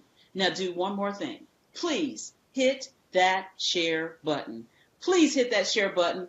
I'm sure we are sharing some information that you would love for your family and friends to get. All right, let's get right back into our conversation with the ladies of Sisters of the Skies. Now, we've been having an amazing conversation with Stephanie Grant and Anne-Marie Berry. Now, we have been joined with two more pilots, two other ladies. Their names are Eryka Silva and Stephanie Hartsfield. Welcome to the platform, ladies. Welcome. Hi, Eryka. You want to speak to our people? Okay, hit your mute button. Hit it one more time, Eryka. Hit it one more time. Let's make sure we get it off. Because Eryka's a fireball. I love Eryka. Wait, let me make sure why she can't get it. Okay, try it this time, Eryka. Okay, so it's everybody. Can everybody hear me? We can hear you now. Awesome. So I'm giving you a very nice Sunday. Good afternoon for everybody from Maryland. So thank you so much for having me on your radio today. It is our pleasure, Eryka. Thank you for coming on and sharing your journey, your passion, and the reason why you are doing what you are doing. We had an amazing conversation with Stephanie Grant and Anne-Marie Berry so far. Now we are about to get into your journey as well. But before we do that, we had a one more question for Stephanie. Stephanie, the question was, someone knew that you took this historic flight, and their question was, how did that come about? That's a great question, because a lot of people actually think that it was planned. And in the airline industry, you're a number in the system. And at the end of the day, they don't care what the mix is. They just need the flight to get out on time. So I I just gotten my year anniversary at the airline, so I was on call or on reserve. So I was in the flight crew room just waiting to see if they were going to use me. And I got a message from crew scheduling to say that I needed to get to the gate immediately for flight 5202 to Nashville. So I got on board. I met the captain just a couple of weeks prior. At the time, she was the only Black female captain at our airline. So we were like, oh man, I can't wait. I hope we get to fly together. And I didn't know it was going to be that soon. So when I got on board, the flight attendants, who were also Black female flight attendants, they took my bags. Everybody was already on board. So you know how you guys are as passengers. Y'all just ready to go, right? Because we're already late. But it was business as usual. Once I got on the flight deck and saw Rochelle, we just knew it was going to be this. It was just this thing. Like, I can't even explain it. But we shut the door. We pushed back. We got to Nashville. We decided to take a photo just to commemorate it for ourselves, because we knew it was probably something special. And that photo took on a life of its own. And then it was confirmed by OBAP that we were indeed the first all-female African-American flight crew in the U.S. And so, yeah, that was a really special day, February 12th, 2009.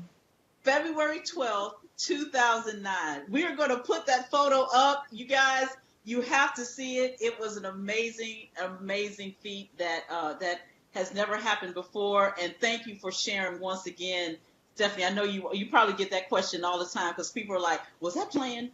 It wasn't planned, but you know what has been great since that is a lot of people have been creating those moments at other airlines for themselves to break those ceilings, you know. So and so we're so glad that we were the first and it was not planned.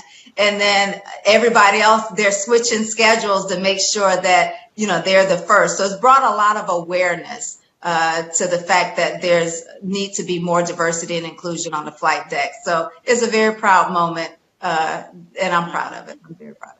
Well, I just want to thank you and Anne-Marie for coming on to sharing your passion, what has now become your purpose in life. Ladies, you're doing an amazing job. Please don't be a stranger here at Level Up. We welcome you anytime, anything that comes about that you guys want to get out to the masses. Please don't hesitate to call us.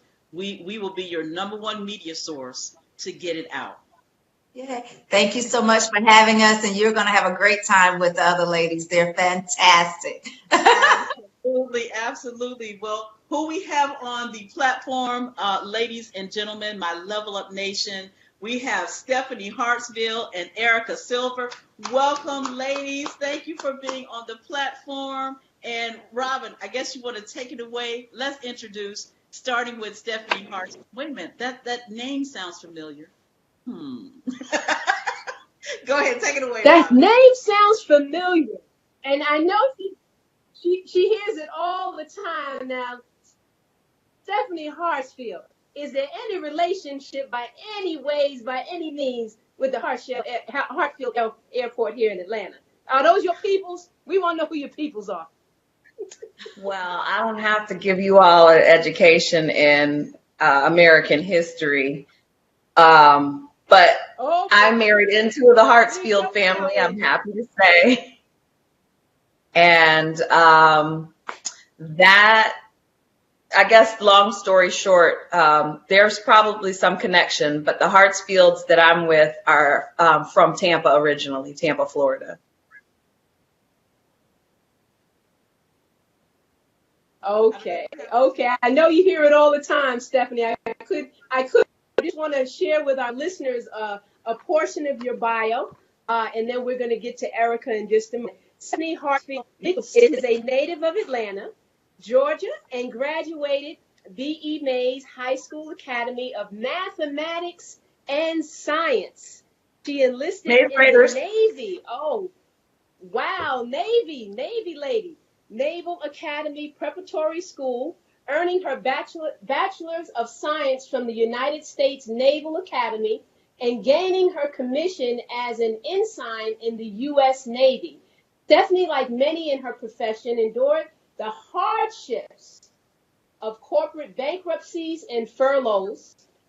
Her airline career began with Atlantic Coast Airlines, ACA, doing business as United Express, which later became Independent Airlines. After a furlough, she was hired by Con Air Incorporated, operating as Delta Connection. Just prior to joining the American Airlines family, Stephanie flew for ExpressJet Airlines, operating as American Eagle and Delta Connection. Hired by American Airlines in 2017, Hartsfield was initially trained on the Airbus 320 and currently flies, the Boeing 767 and 757 for international routes based in Miami, Florida. Simultaneously, Commander Hartsfield has a 25-year plus career in the U.S. Navy and Navy Reserves as a supply corps officer, specializing in logistics and business management. Stephanie currently resides in Fort Lauderdale, Florida, with her husband James Hartsfield III, and is active with family and in her community. She's a proud member. All right, now, here we go. Delta Sigma Thea Sorority Incorporated. Stephanie serves on the board of directors for Sisters of the Skies, in which is a non-profit organization, scholarship, mentorship, and outreach to increase the number of Black women professional pilots.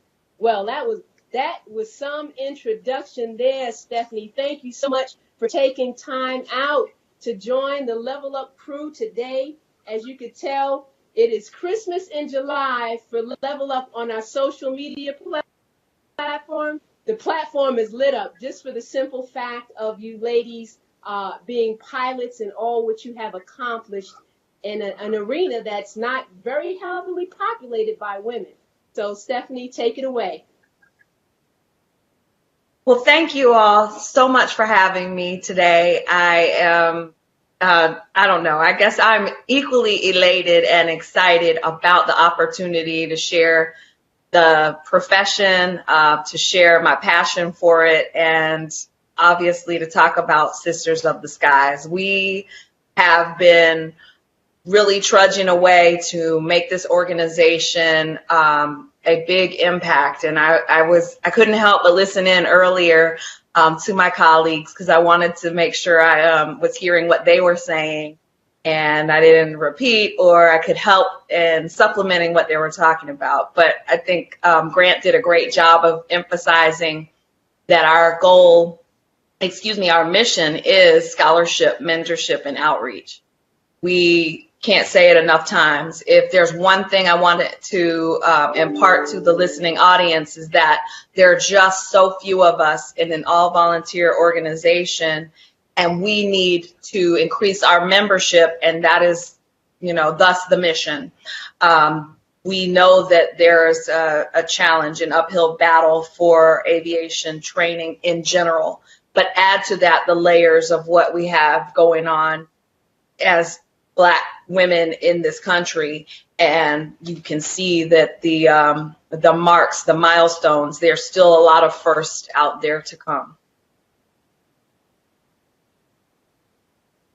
Incredible. Thank you for sharing. And you're absolutely right, Stephanie. I mean, just the milestones that have happened in the past, there's still more to come. And what I do want to, stress to our listening and viewing audience is that, hey, if you are looking for something that is different and that will, change the landscape of people of color, especially people of women of color, then this, keep on listening.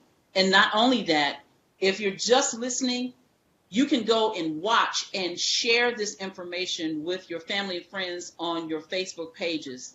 And let me just say this, Stephanie, this will probably be the first for Level Up. I will try to find ways because of this topic that we're talking about.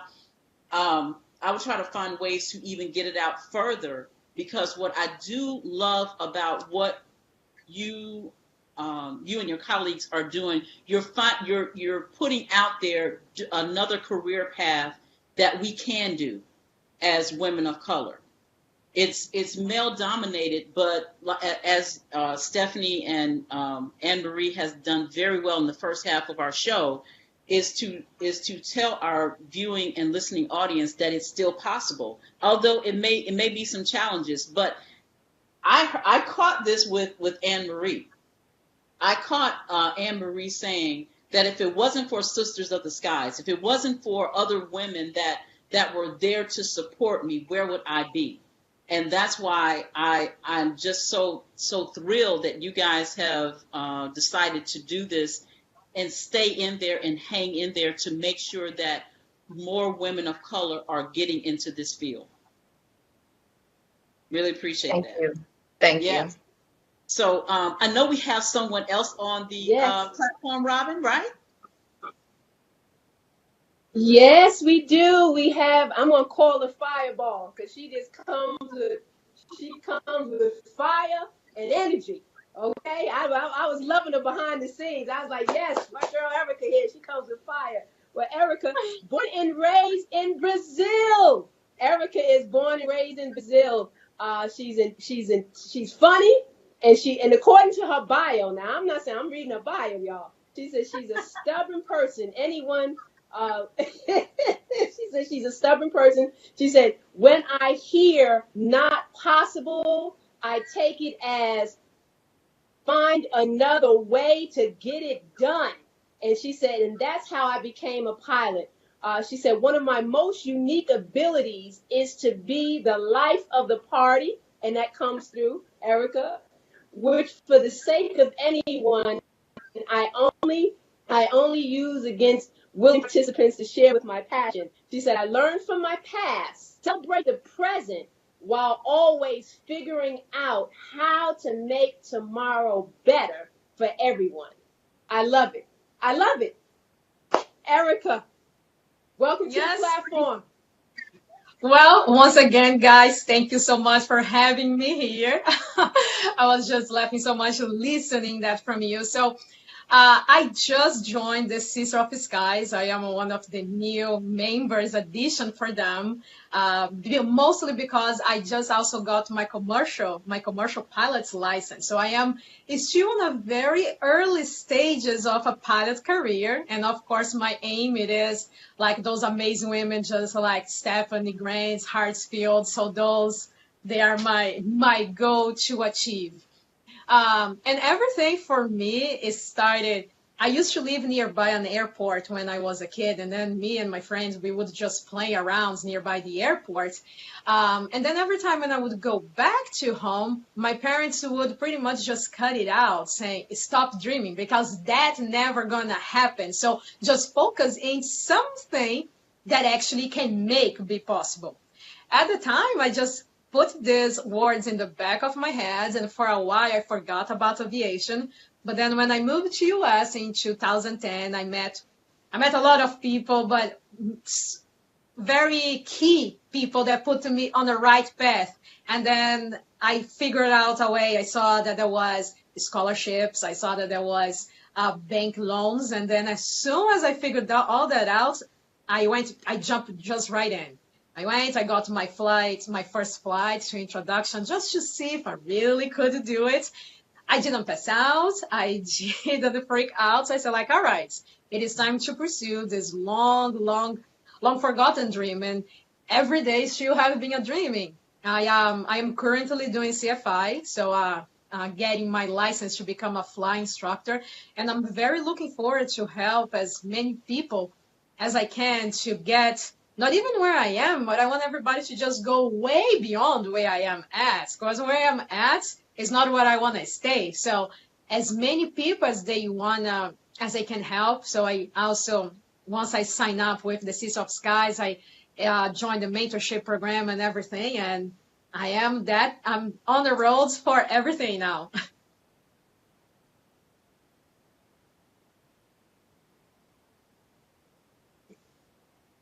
Yeah, so I'm having issue trying to get on and off my mute button. Sorry, you guys, but Eryka, I mean, just okay. Yes, you are a fireball, but no, I take it as that you are just, first of all, you're excited about aviation. You're excited about being a pilot, and I want to just kind of say this out to everyone.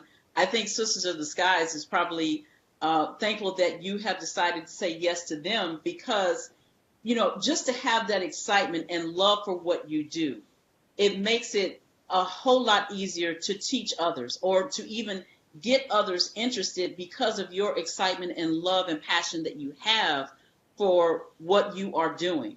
Now, I know I'm going to switch this back over to Stephanie, but while I got you right here, I always ask, how did you get into it? You kind of touched on a little bit, but as a little girl, did you always think that you becoming a pilot was possible? No, actually, I did not. I always saw those big airplanes and those fancy people, which now I know that they were called pilots. So I just thought that was something that I would only see on TV or would not be possible at all. So that's why it was one of my favorite games, to just pretend to be a pilot. And of course, the little boys, they were like, "You're a girl, you cannot be a pilot. There is no girls there." But they said, like, "Do you know what? Watch me." And then, yes, and a few years ago, I started flying 2018. And since I got reconnected with flying, which came apart very randomly, I was on vacation. Honestly, I was just in vacation in Asia, and I was having fun on the way, I think, to the Taj Mahal. And then I was with a lot of pilots that was in the bus with me that they were talking about, and they were the ones that say, "Hey, you live in US. There is so many opportunities, and mostly for you being a woman and Black woman. There is so much out there for you. You need to figure that out." And then I said, like, really? And that's how I find out. And then Sister of Skies was one of the first organizations that I found and then I looked for. And I waited until I had my ratings, until I became a commercial pilot, to join. So as soon as I got my license, I said, like, "Hey, ladies, so now I'm ready. Now I want to join. Now I want to help." Yeah, oh my gosh. And that is amazing, because what I do see in all of you guys, you being the fourth person that we talked to with the Sisters of the Skies, the main thing that I see with all of you is the support and just encouraging one another to do better, get better. And as you do that, you're encouraging, because let me tell you something, whether you like it or not, there are a lot of people that are just simply watching all of you ladies who are doing this male-dominant career and doing it well. And not only that, because of Sisters of the Skies, you guys are taking what you know and learn and love and bringing it to the next generation. And that is something to be that is something to commend you all about, because you're making sure that it's not just stopping here with this generation, but you're bringing it to the next. And that is so commendable, ladies. Well, let me switch back over to Stephanie. Stephanie, you're not going to get away from me. I got to know, what were you thinking at age 10? Did you even have this idea that you were going to become a pilot? So I'll be honest with everyone. I started out very active in dance. I was in ballet, tap, jazz, modern. I was wearing point shoes at the age of 11, and I was up to probably about 7 classes a week in terms of my dance education. And so I was a dancer for all intents and purposes. I was studying at the Atlanta School of Ballet, and then long story short, I had in 9th grade, my high school had a geography bee, and this was on a Saturday, and of course me and my girlfriends did not want to be there on a Saturday, and our goal was get in and get out. We're going to be at Lenox Square Mall before noon. It'll be awesome. So they pulled a little trick on us, and they said everybody that's attending will be here until the conclusion of the program. And so, here we are Saturday morning. So I said, okay, I'll buckle down and just give it a shot. Let's see what it is. It was a geography bee. And geography is actually one of my strong subjects. So I will fast forward to tell you that I found myself in the final round. So now they're going to go down the list of all the prizes of what you win for first place and second place. And they were all the same things except for two differences. The first place was a sailing lesson at Lake Lanier. And the second place was a discovery flight. And I was like, who designed these prizes? Whatever. I want to go fly. Let's get it done. And so my mom tells the story a different way. But long story short, I was going flying. And that was, decided. It didn't matter if I had to throw the contest or whatever. That was what was happening. And so from that ninth grade year, I transferred to we had magnet schools in Atlanta Public Schools at the time. And so I went to Benjamin Mays High School, which I am proud to have as a part of my bio, because I was going to focus on math and science, even though my ninth grade year I had been focused on socializing and hanging out. So I really did have to get my little self in gear, recognizing a culture at the high school at the time was one where you were very excellent, Black excellence surrounded me. And so we kind of were the wind beneath each other's wings. You would see the scholarship list for the graduating class. And so coming into an environment where you see hundreds of thousands of dollars in scholarship money going to students from the graduating class, it makes you feel compelled to do what you can to make sure that you're a part of that accolade and a part of that culture. And we also had a good time. So, we're Atlanta Public Schools, so, you're not going to miss the Friday night football games, the marching band. And so I was very happy at Mays. I got focused on my education. I got my grades up. I graduated. I went from a very low score in ninth grade. I won't even tell you because the truth is out there and my mom doesn't know it. And I got my grades up so that I could graduate, in the top percentile of the class. And of course, at that time, and this is, I won't, deny my 80s childhood, was when you don't leave them out. Okay, so so we had a lot of influence that I got was through Organization of Black Airline Pilots and now Aerospace Professionals. They also had another organization similar called Negro Airmen International. And that program or that organization has, I think, morphed into or rolled into OBAP. But we had a summer academy. It's very similar to the ACE academies that OBAP now runs. And they were at Tuskegee. So I got a good chunk of flying done in high school through NAI at Moulton Field in Tuskegee, Alabama, which is where the Tuskegee Airmen trained. So that influence and that exposure led me to the idea that if I'm going to get trained to fly, why not be paid to do so? It's a very expensive endeavor. The military is going to train you to fly. So everybody I talked to in those times in that circle was saying, go military, go military. So I did go military. And then my counselor, Dr. Wilson, I will never forget, said, if you're going to go in the military and you need a college education, you need to apply to the service academies. So she had me applying to West Point, Naval Academy, Air Force Academy. I didn't apply to Coast Guard and Merchant Marine academies, but had I known, I'm sure she would have put me in that realm too. But I also would finish up to say that all of that led me to the Naval Academy. I wore glasses by the time I was commissioned, so that I wasn't eligible for pilot training. I did what I thought at the time was going to be the next best thing. I did train as a navigator, and I got all the way through the training pipeline long enough to know that going to an aircraft carrier as a naval flight officer is what they're called, was not my number one choice of careers.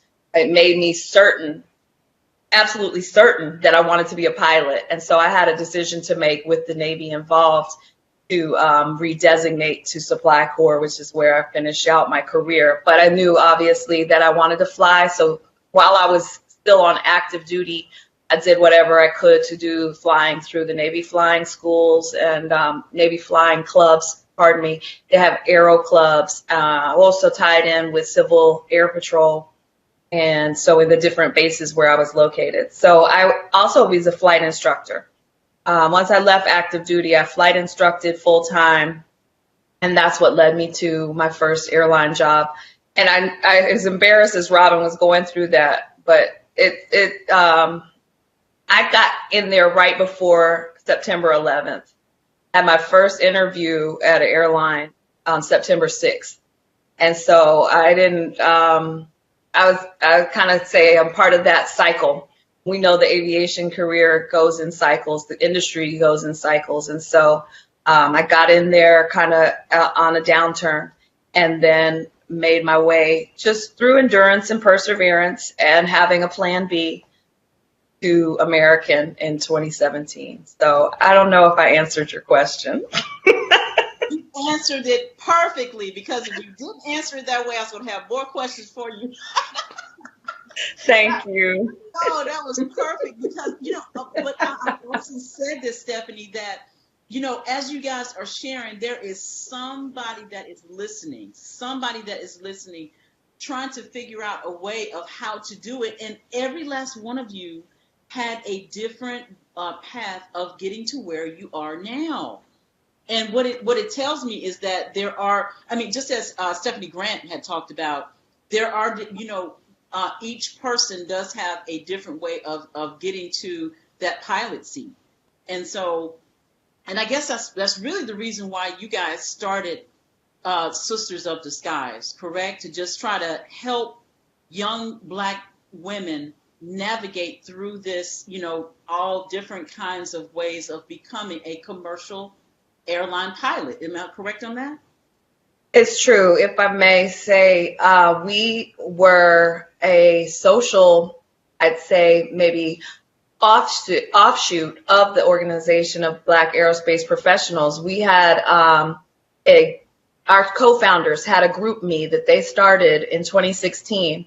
And it was just kind of like a platform where we could share our experiences and talk about maybe things that we were, having concerns about, or maybe just a place to vent, a safe space. And we have more than, our membership is now up to 83 members. We know that there are more than 83 commercially rated pilots out there that are Black women, but we have, evolved from that social platform to, like we've already said, the 501c status. So we started out with the scholarship in 2017. We awarded our first scholarship. We're now have awarded over $44,000 worth of scholarships. So it was in conjunction with our annual conference with Organization of Black Aerospace Professionals, but now we're into being able to do that scholarship through what Grant began with her first flight scholarship. So, the possibilities are endless. We just need more, obviously, we need more non-industry partners to help us achieve that goal. And I think that, we're on that track. It's just perseverance. I think I'll say that word 6 more times. But yeah, we're going to get there. And that to me is what it's about. We were started as a social organization, and now we have purposely become much more. Yeah. I actually see that, because it's, and I think what's happening, Stephanie, through you all coming together, and just like you said, it was somewhere where you had a safe space to vent.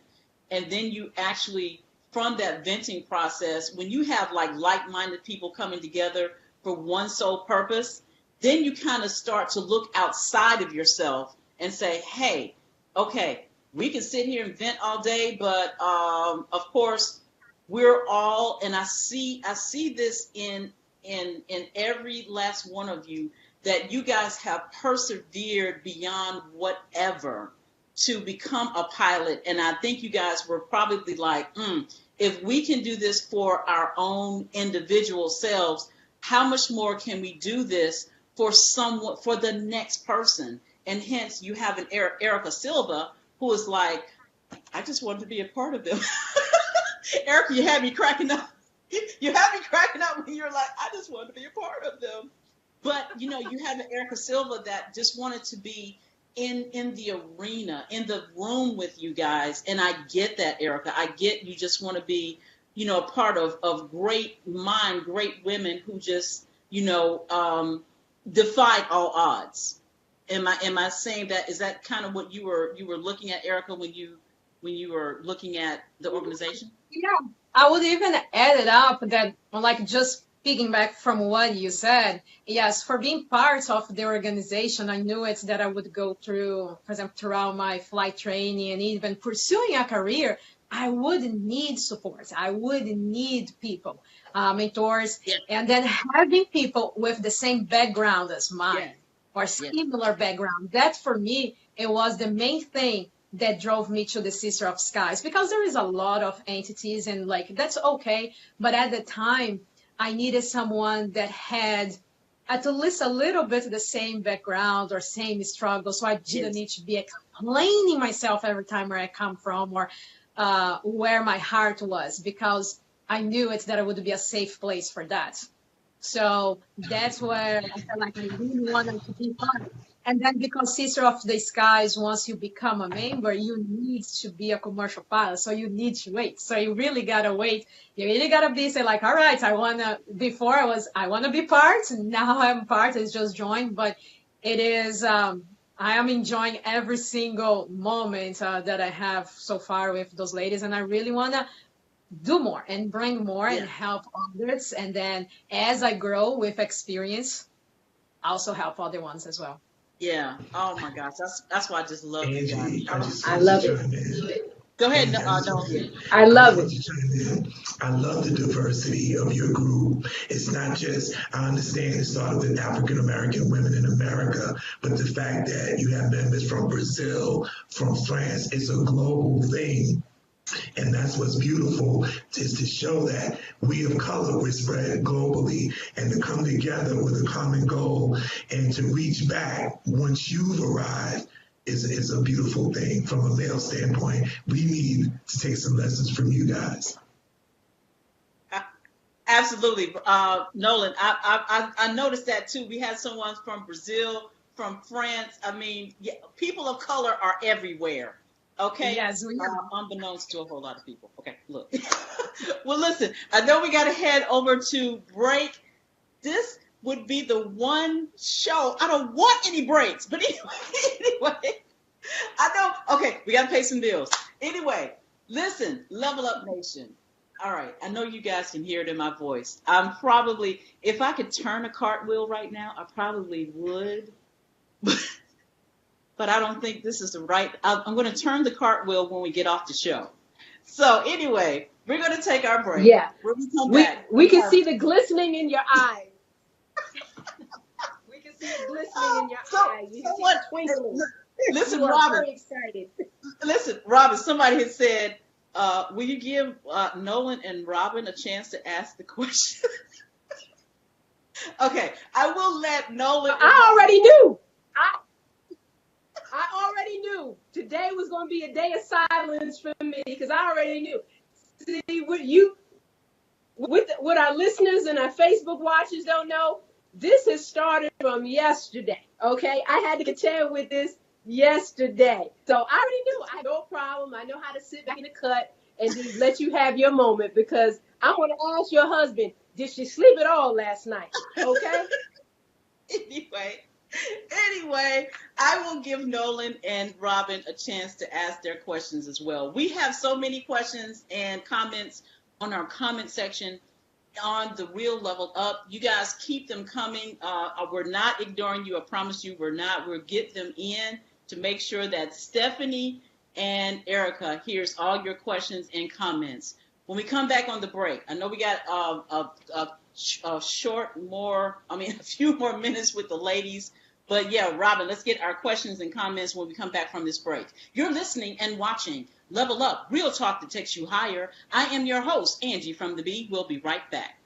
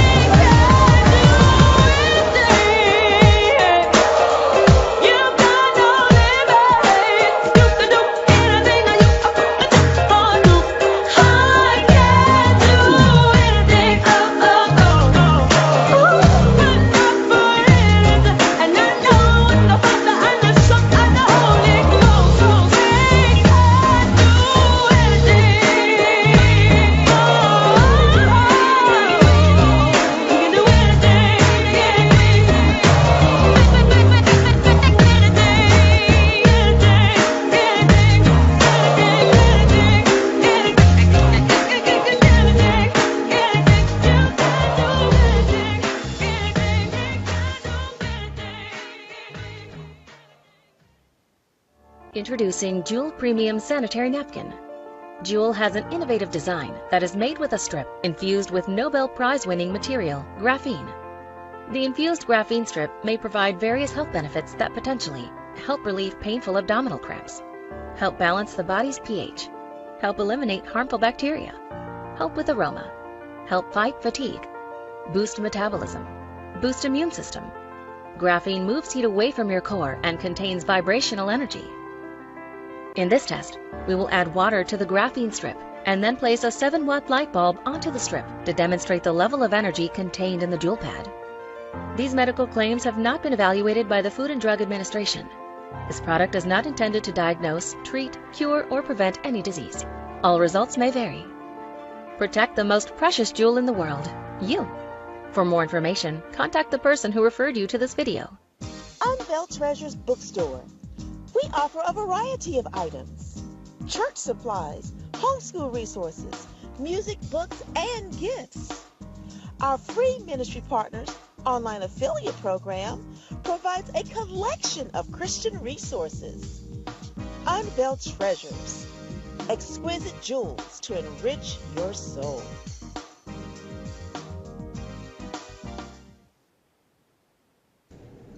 Hey guys, vibe with Mr. Scribe on Level Up on Mix106Radio.com. Hey, this is your girl, Joanna Hill McGill, Walmart's first Next Gospel Superstar winner. I need you to level up. Tune in every Sunday from 3 to 6 p.m. right here on Mix106Radio.com. What's up, y'all? Troy Lance here. It's time to level up. Check them out every Sunday from 3 to 6 on Mix106Radio.com. You won't regret it. Peace. Mix 106 Radio. You are now in the mix. And welcome back to Level Up, Real Talk that takes you higher. I am your host, Angee from The Bee. Welcome, welcome, welcome back, everyone. And thank you guys for hanging out with us this beautiful Sunday afternoon. Hey, Mix 106 Radio listeners, if you guys want to watch this show in its entirety, head on over to The Real Level Up. That's The Real Level Up on Facebook. But hey, if you are watching this show in its entirety, you can head on over to Mix106Radio.com. That's MIXX106RADIO, home of the People's Champs. Let's get right back into our conversation with our ladies from Sisters of the Skies. Who we have on the platform on our second half of the show is Stephanie Hartsfield and Eryka Silva. Once again, thank you, ladies, for joining us on this show today. You have truly blessed us with information about flying, but not only that, we can definitely see your passion, which has led to your purpose in this. And I just, first of all, before I let you guys go, I just want to congratulate you on Sisters of the Skies and what you guys are doing. I know it started in one way, and thank you, Stephanie, for giving us the history of it, but where it has turned into, where it is now, and where I actually am going to be praying for you in the future, where I do see that it's going to be tremendous. Because I have to say this, there's a lot of people that are turning their eyes and ears and even their resources, mainly their wallets, to programs for people of color. And I say that because they're now, seeing that, you're missing out on a number of people that you may want to try to push away. And that's not where we are now. There are a number of people of color that have a lot to offer if given the opportunity. And what you ladies are doing for our young girls is giving them something else to look at. And that's what I'm so proud and thankful that you guys have come on Level Up to let our listening and viewing audience know about that. I just wanted to know, what do you guys see in the future for yourselves and for Sisters of the Skies? Let's start with you, Eryka. I see your mic is already on.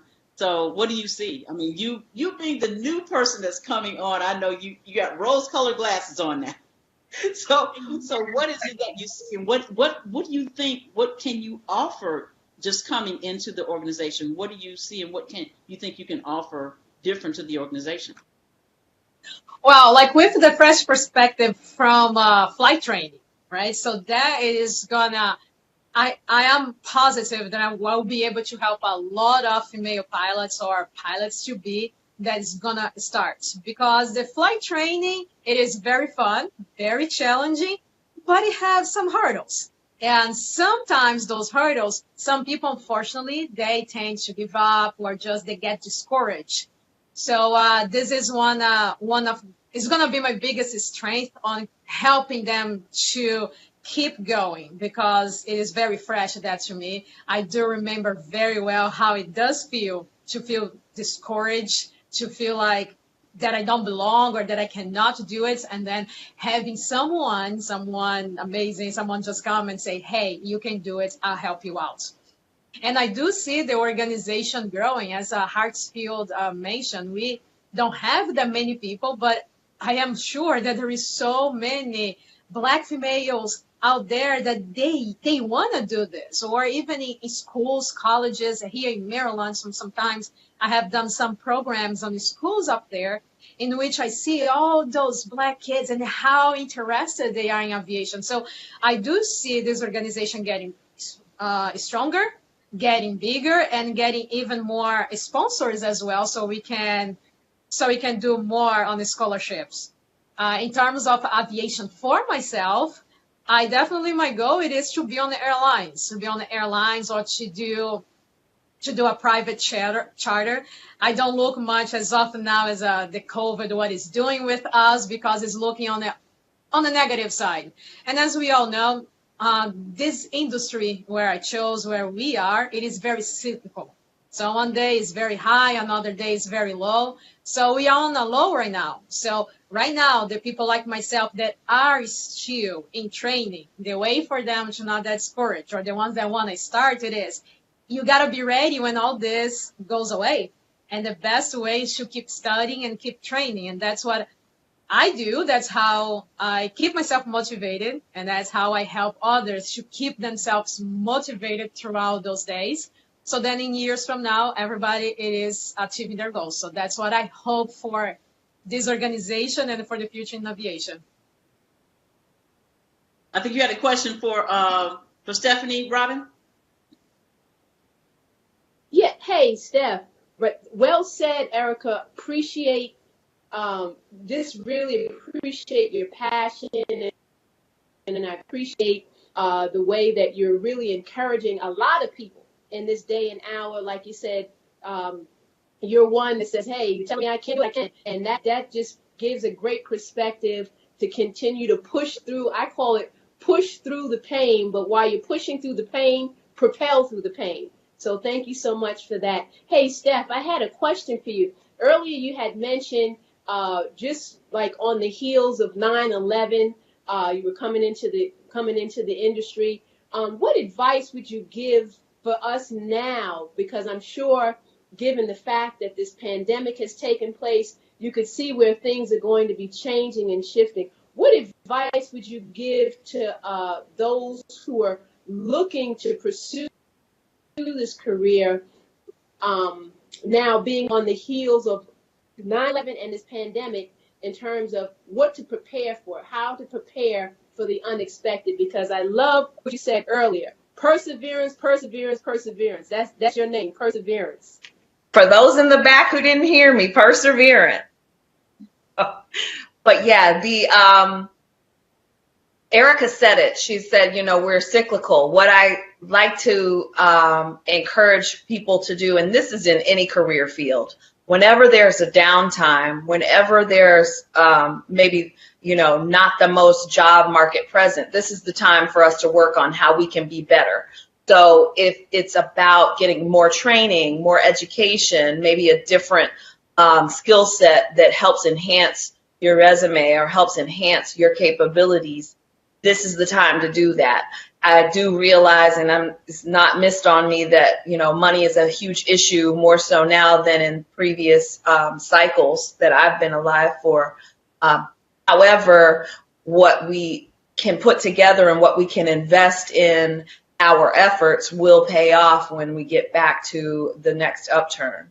So we look at it in terms of the organization. This has been our time to galvanize what we do for our organization internally, and looking outside of our industry for other non-industry partners to help to develop our way ahead and how we can continue with funding streams and more ideas for outreach. We have a pro bono attorney. Her name is Ann Sultan. And she made this analogy, which I like to share, is that right now we have enough passengers to fill let's say an Airbus 320. And that's going to be, our less than 150 number. What we're going for is enough passengers, meaning enough Black pilots to fill that Airbus 380. We want that double decker. We want every seat filled in terms of how we get to that. And so the grant is one of the things that we're working on. Our outreach efforts, we've already been able to prepare. We were doing 2020 going to have more than one grow function, the Girls Rock Wings outreach. So we were looking at doing that not only in Houston, but in Miami as well, which is where I'm located in Fort Lauderdale. And so we're going to do something virtual. We've got that in the works. We're also looking at ways that we can expand our mentorship program so that we're not just talking about girls who are in training. We want to do a mentorship for maybe even the pipeline. So we've got young women who are already in programs like American Airlines Cadet Academy, Delta Airlines Propel. And so we want to make sure that we've got access and they have access to us, because there's no need for pitfalls and missteps to be repeated if we're here to be able to support and maybe protect them from those dangers. So I don't know if I answered your question specifically, Robin, but what I will say just to close it out is that whenever we have downtime, this is the time to be better. No, you absolutely. You definitely answered my question, Steph. Yeah, you definitely answered the question. And thank you for, making that adjustment, you know what I'm saying, during this time, because a lot of people are not seeing the opportunities in the midst of this pandemic. And it's wonderful to see how you ladies have such foresight to be able to build upon what's already been laid. And we're super excited about what's to come. I believe Stephanie Grant had made mention of the gala for 2021. I'm putting my plug in. I'm going to get my ticket, and I'm going to be there to support what you ladies are doing, because we're just super proud, and just keep on doing what you're doing. Absolutely. Yeah, we I don't know if you heard this, Stephanie and Eryka. We have someone who's a Black air traffic control, Ricardo. He just wanted to let you guys know that he's here. We will try to get you guys connected in with him. I think Stephanie Grant had talked about that. Doris Walker wanted to say a few words to you guys as well. I just lost her information, but here's what I wanted to say from Charnel Cat. Anne-Marie is an amazing flight instructor and friend. I didn't know where I would be without her. So that was for Anne-Marie. Jason Harris hit up, he was talking about another organization that maybe you guys may know or not. He was saying hit up JID Flash and official NBCF AE to connect with air traffic controllers. Were you guys aware of that, Stephanie? I'm not. You're not? Okay. No, and I was going to say, we do have, I want to say one thing. Charnel is one of our mentees and one of our scholarship winners. So she gave a shout out to Anne-Marie, but I need to give a shout out to her because she's doing big things as well. Wow. Well, congratulations. Yeah, that's amazing. Awesome. Yeah, she said, so about like the connections with air traffic control, so we absolutely need to follow up with those contacts, because we do absolutely advocate that as another opportunity in the aerospace profession field, and they are in most, like many careers, have a gap to fill because of an age retirement mandate, and I think you can't be an air traffic controller past the age of 52. Wow. I had to follow up and be certain about that, but they have an age gap to fill that is an ongoing demand as we speak. Okay. Well, great. You guys keep those questions and comments coming. We'll try to get them all in. Jason Harris. Stephanie Mitchell-Smith does a significant connection to aviation history. All right. So Jason is my colleague at American Airlines. Thank you for that, Jason. A good segue. And I did not mention this when I talked about my how I began story. So my grandfather, Dr. Henry Mitchell, his first cousin is David Harris. David Harris was the first black pilot hired at a commercial airline and became captain. He was the first black captain at a commercial airline. And David Harris, flew the first all African-American flight crew with Grant's cousin, Herman Samuels.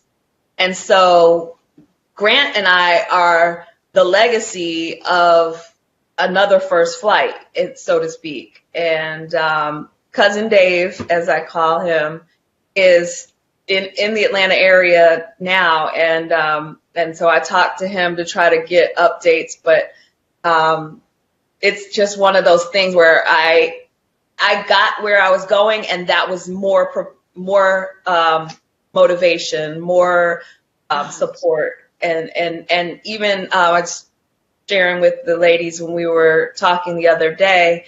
I found a letter that he had sent to my grandparents telling me that he was going to put me in touch with a mentor, the first black female pilot hired at American Airlines, Brenda Robinson, who coincidentally was the first black pilot for the U.S. Navy, black female pilot for the U.S. Navy. Man. And so all of us what can read and write knows each other. Oh my God. Look, Stephanie, this is what I'm hearing. Okay. Now they did a movie on the Tuskegee Airmen. Y'all got a movie. Somebody needs to. If we did this little social network chain, it would be hilarious because you're like, they're all connected in some way. It's 1 degree of separation. Oh my goodness. How incredible. I mean, but just the fact that, the connect, then that's what I if I say anything else, what I do see in you all together is the relationships and just how you guys have grown a family in this. And I guess it's because of what you had to go through to get where you are, being the first and being the only in some instances, and knowing that you're the only, that it doesn't have to be only forever if you have in your mind that we're going to mentor. That's right. That's right. I mean, that we don't get anything extra in the job that we do for trailblazing, but it's all, to me, it's like the most important part outside of doing the job itself is creating a legacy, opening a door wider so that the next generation of pilots who look like me have a place to go. That is incredible and amazing. Well, listen, we've got to take our final break of the show. Stephanie, when we come back, Stephanie, you and Eryka, so many people want to know how to get in contact with you. Now, we're posting it, Stephanie, in our Facebook, but just for those who are listening on mix106radio.com, for the sake of them, when we come back, I want you to share anything and everything that you guys are trying to do, want to do for our listening audience mainly. All right, we're going to take this quick break, you guys. When we come back on the other side of the break, grab your pen and paper. And if you don't have that, then stick your recording up against whatever you need to do, because when they come back, they're going to share with you guys how you can connect with them. You're listening and watching Level Up, real talk that takes you higher. I am your host, Angee from the B. We'll be right back.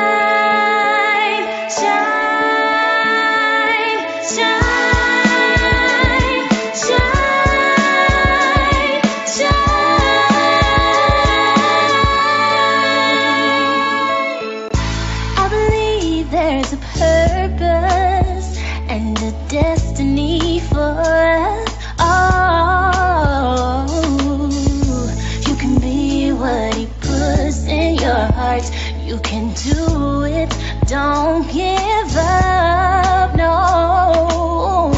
Is anyone listening to him? Can you hear what God said?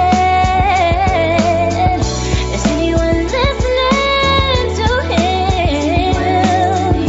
Can you hear what he said? I can.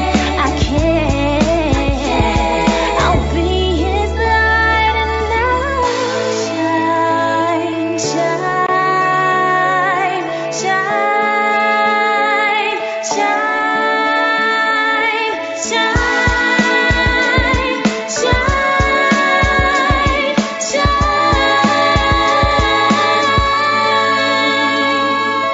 It's okay, don't have to be afraid.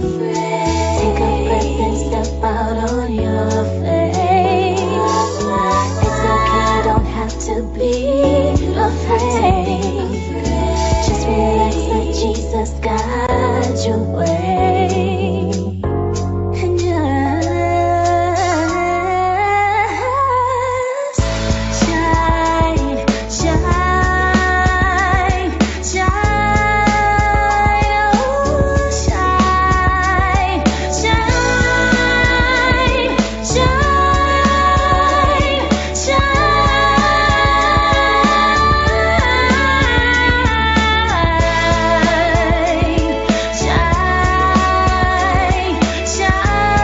shine, oh, shine,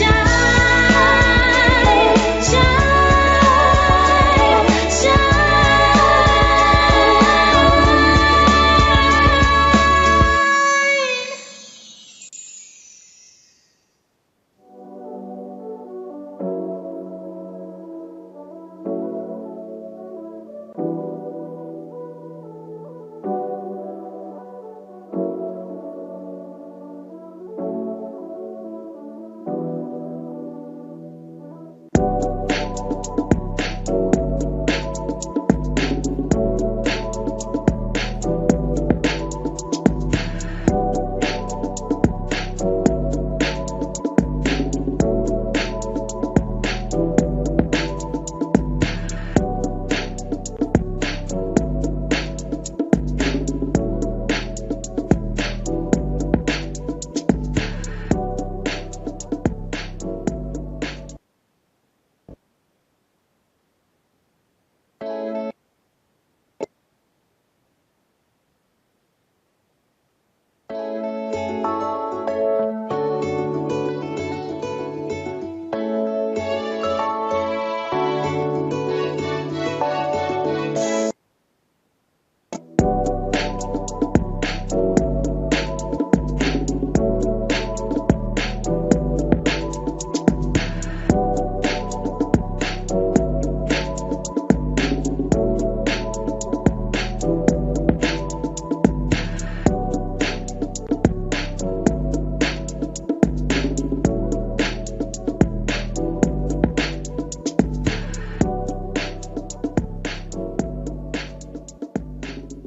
have these issues of pain, you have these issues of heavy blood flow, it's almost like you are a prisoner.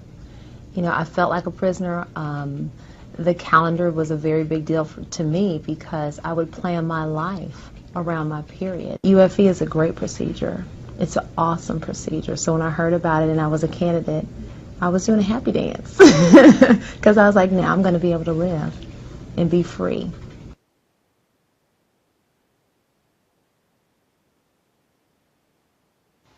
It's Dr. Morgan. Time to level up. Every Sunday from 3 to 6 p.m. We look forward to having you tune in to Mix106Radio.com. Hey, this is Melly coming at you from the Camp Transformation Center in Davie, Florida, and I need you to level up. Tune in every Sunday from 3 to 6 p.m. right here on Mix106Radio.com. Hey, this is Kristen. And Tiffany, level up. Check them out every Sunday from 3 to 6 p.m. right here on Mix106Radio.com. Mix 106 Radio. And welcome back to Level Up, Real Talk that takes you higher. I am your host, Angee from the Bee. Welcome back, everyone, and thank you guys for tuning in to this such an amazing show, you guys. I just want to say thank you to both of our guests.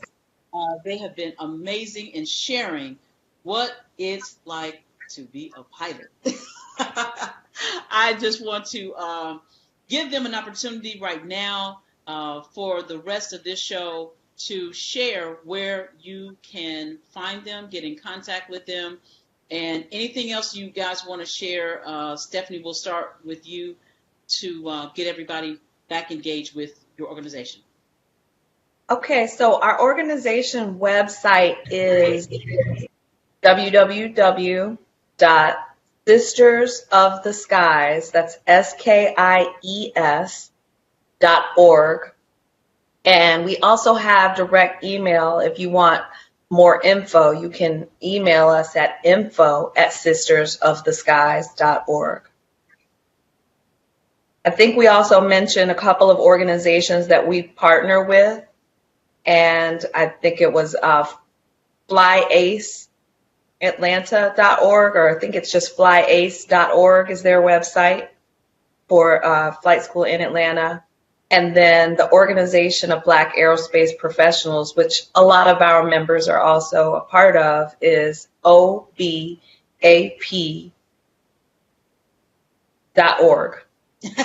My spelling is like out of whack. Don't let me try to do it with the phonetic alphabet. I'll mess it up. Right. And all this information, ladies and gentlemen, in case you missed it, if you're listening and you missed it, head on over to The Real Level Up, and we are posting all of their information right there in our comment section so that you guys will have a way to get in contact with any of the ladies that have been on this platform with Sisters of the Skies. We have a couple of more comments and questions to get to you. Let's see. Oh, guess who has a comment, Stephanie? Stephanie Grant. Stephanie says, my cousin, Herman Samuels, is my cousin on my father's side. I met him at a family reunion when he was an adult, since my father wasn't a part of my upbringing. He has been very instrumental in my journey, and I love him dearly. So what I have heard so many times that you ladies have shared is someone in your family, someone in your family or a family friend that has brought you to your current career. And I think I just want to say that you ladies, as Sister of the Skies, you're bringing that to the masses as being that family friend that may, right? I can be an auntie. She can be that auntie for you guys. Well, we got a couple more minutes. Eryka, is there any final words you would like to give to our listening and viewing audience? Yes, absolutely. So I want to encourage everybody that is listening or viewing here us to just head on to the closest airport or flying club and take that discovery flight. Even if you never thought about aviation, or even if you don't want aviation as a career, because that's something that comes after, right? As you progress, at least like just find out new horizons, just start learning how to fly. It literally open up our minds in different ways that I cannot even put enough in words. So it's going to be an amazing experience just learning how to fly. So I would highly recommend you guys to do that. And at any time, like you want to keep on going, on pursuing, as Stephanie said, we are here. We are here to support you, to help you. We have different backgrounds. We have different levels of experiences. So for sure, there is someone that will match up and help everybody else that is on this road as well. Awesome and amazing. Well, listening audience, we have to let you go. We will be back here next week, same time, same place, 3 p.m. Eastern, 2 p.m. Central, 12 p.m. Pacific, for another live show right here at The Real Level Up. You're listening and watching Level Up, real talk that takes you higher. We will see you next week. We love you. We mean it. Take care.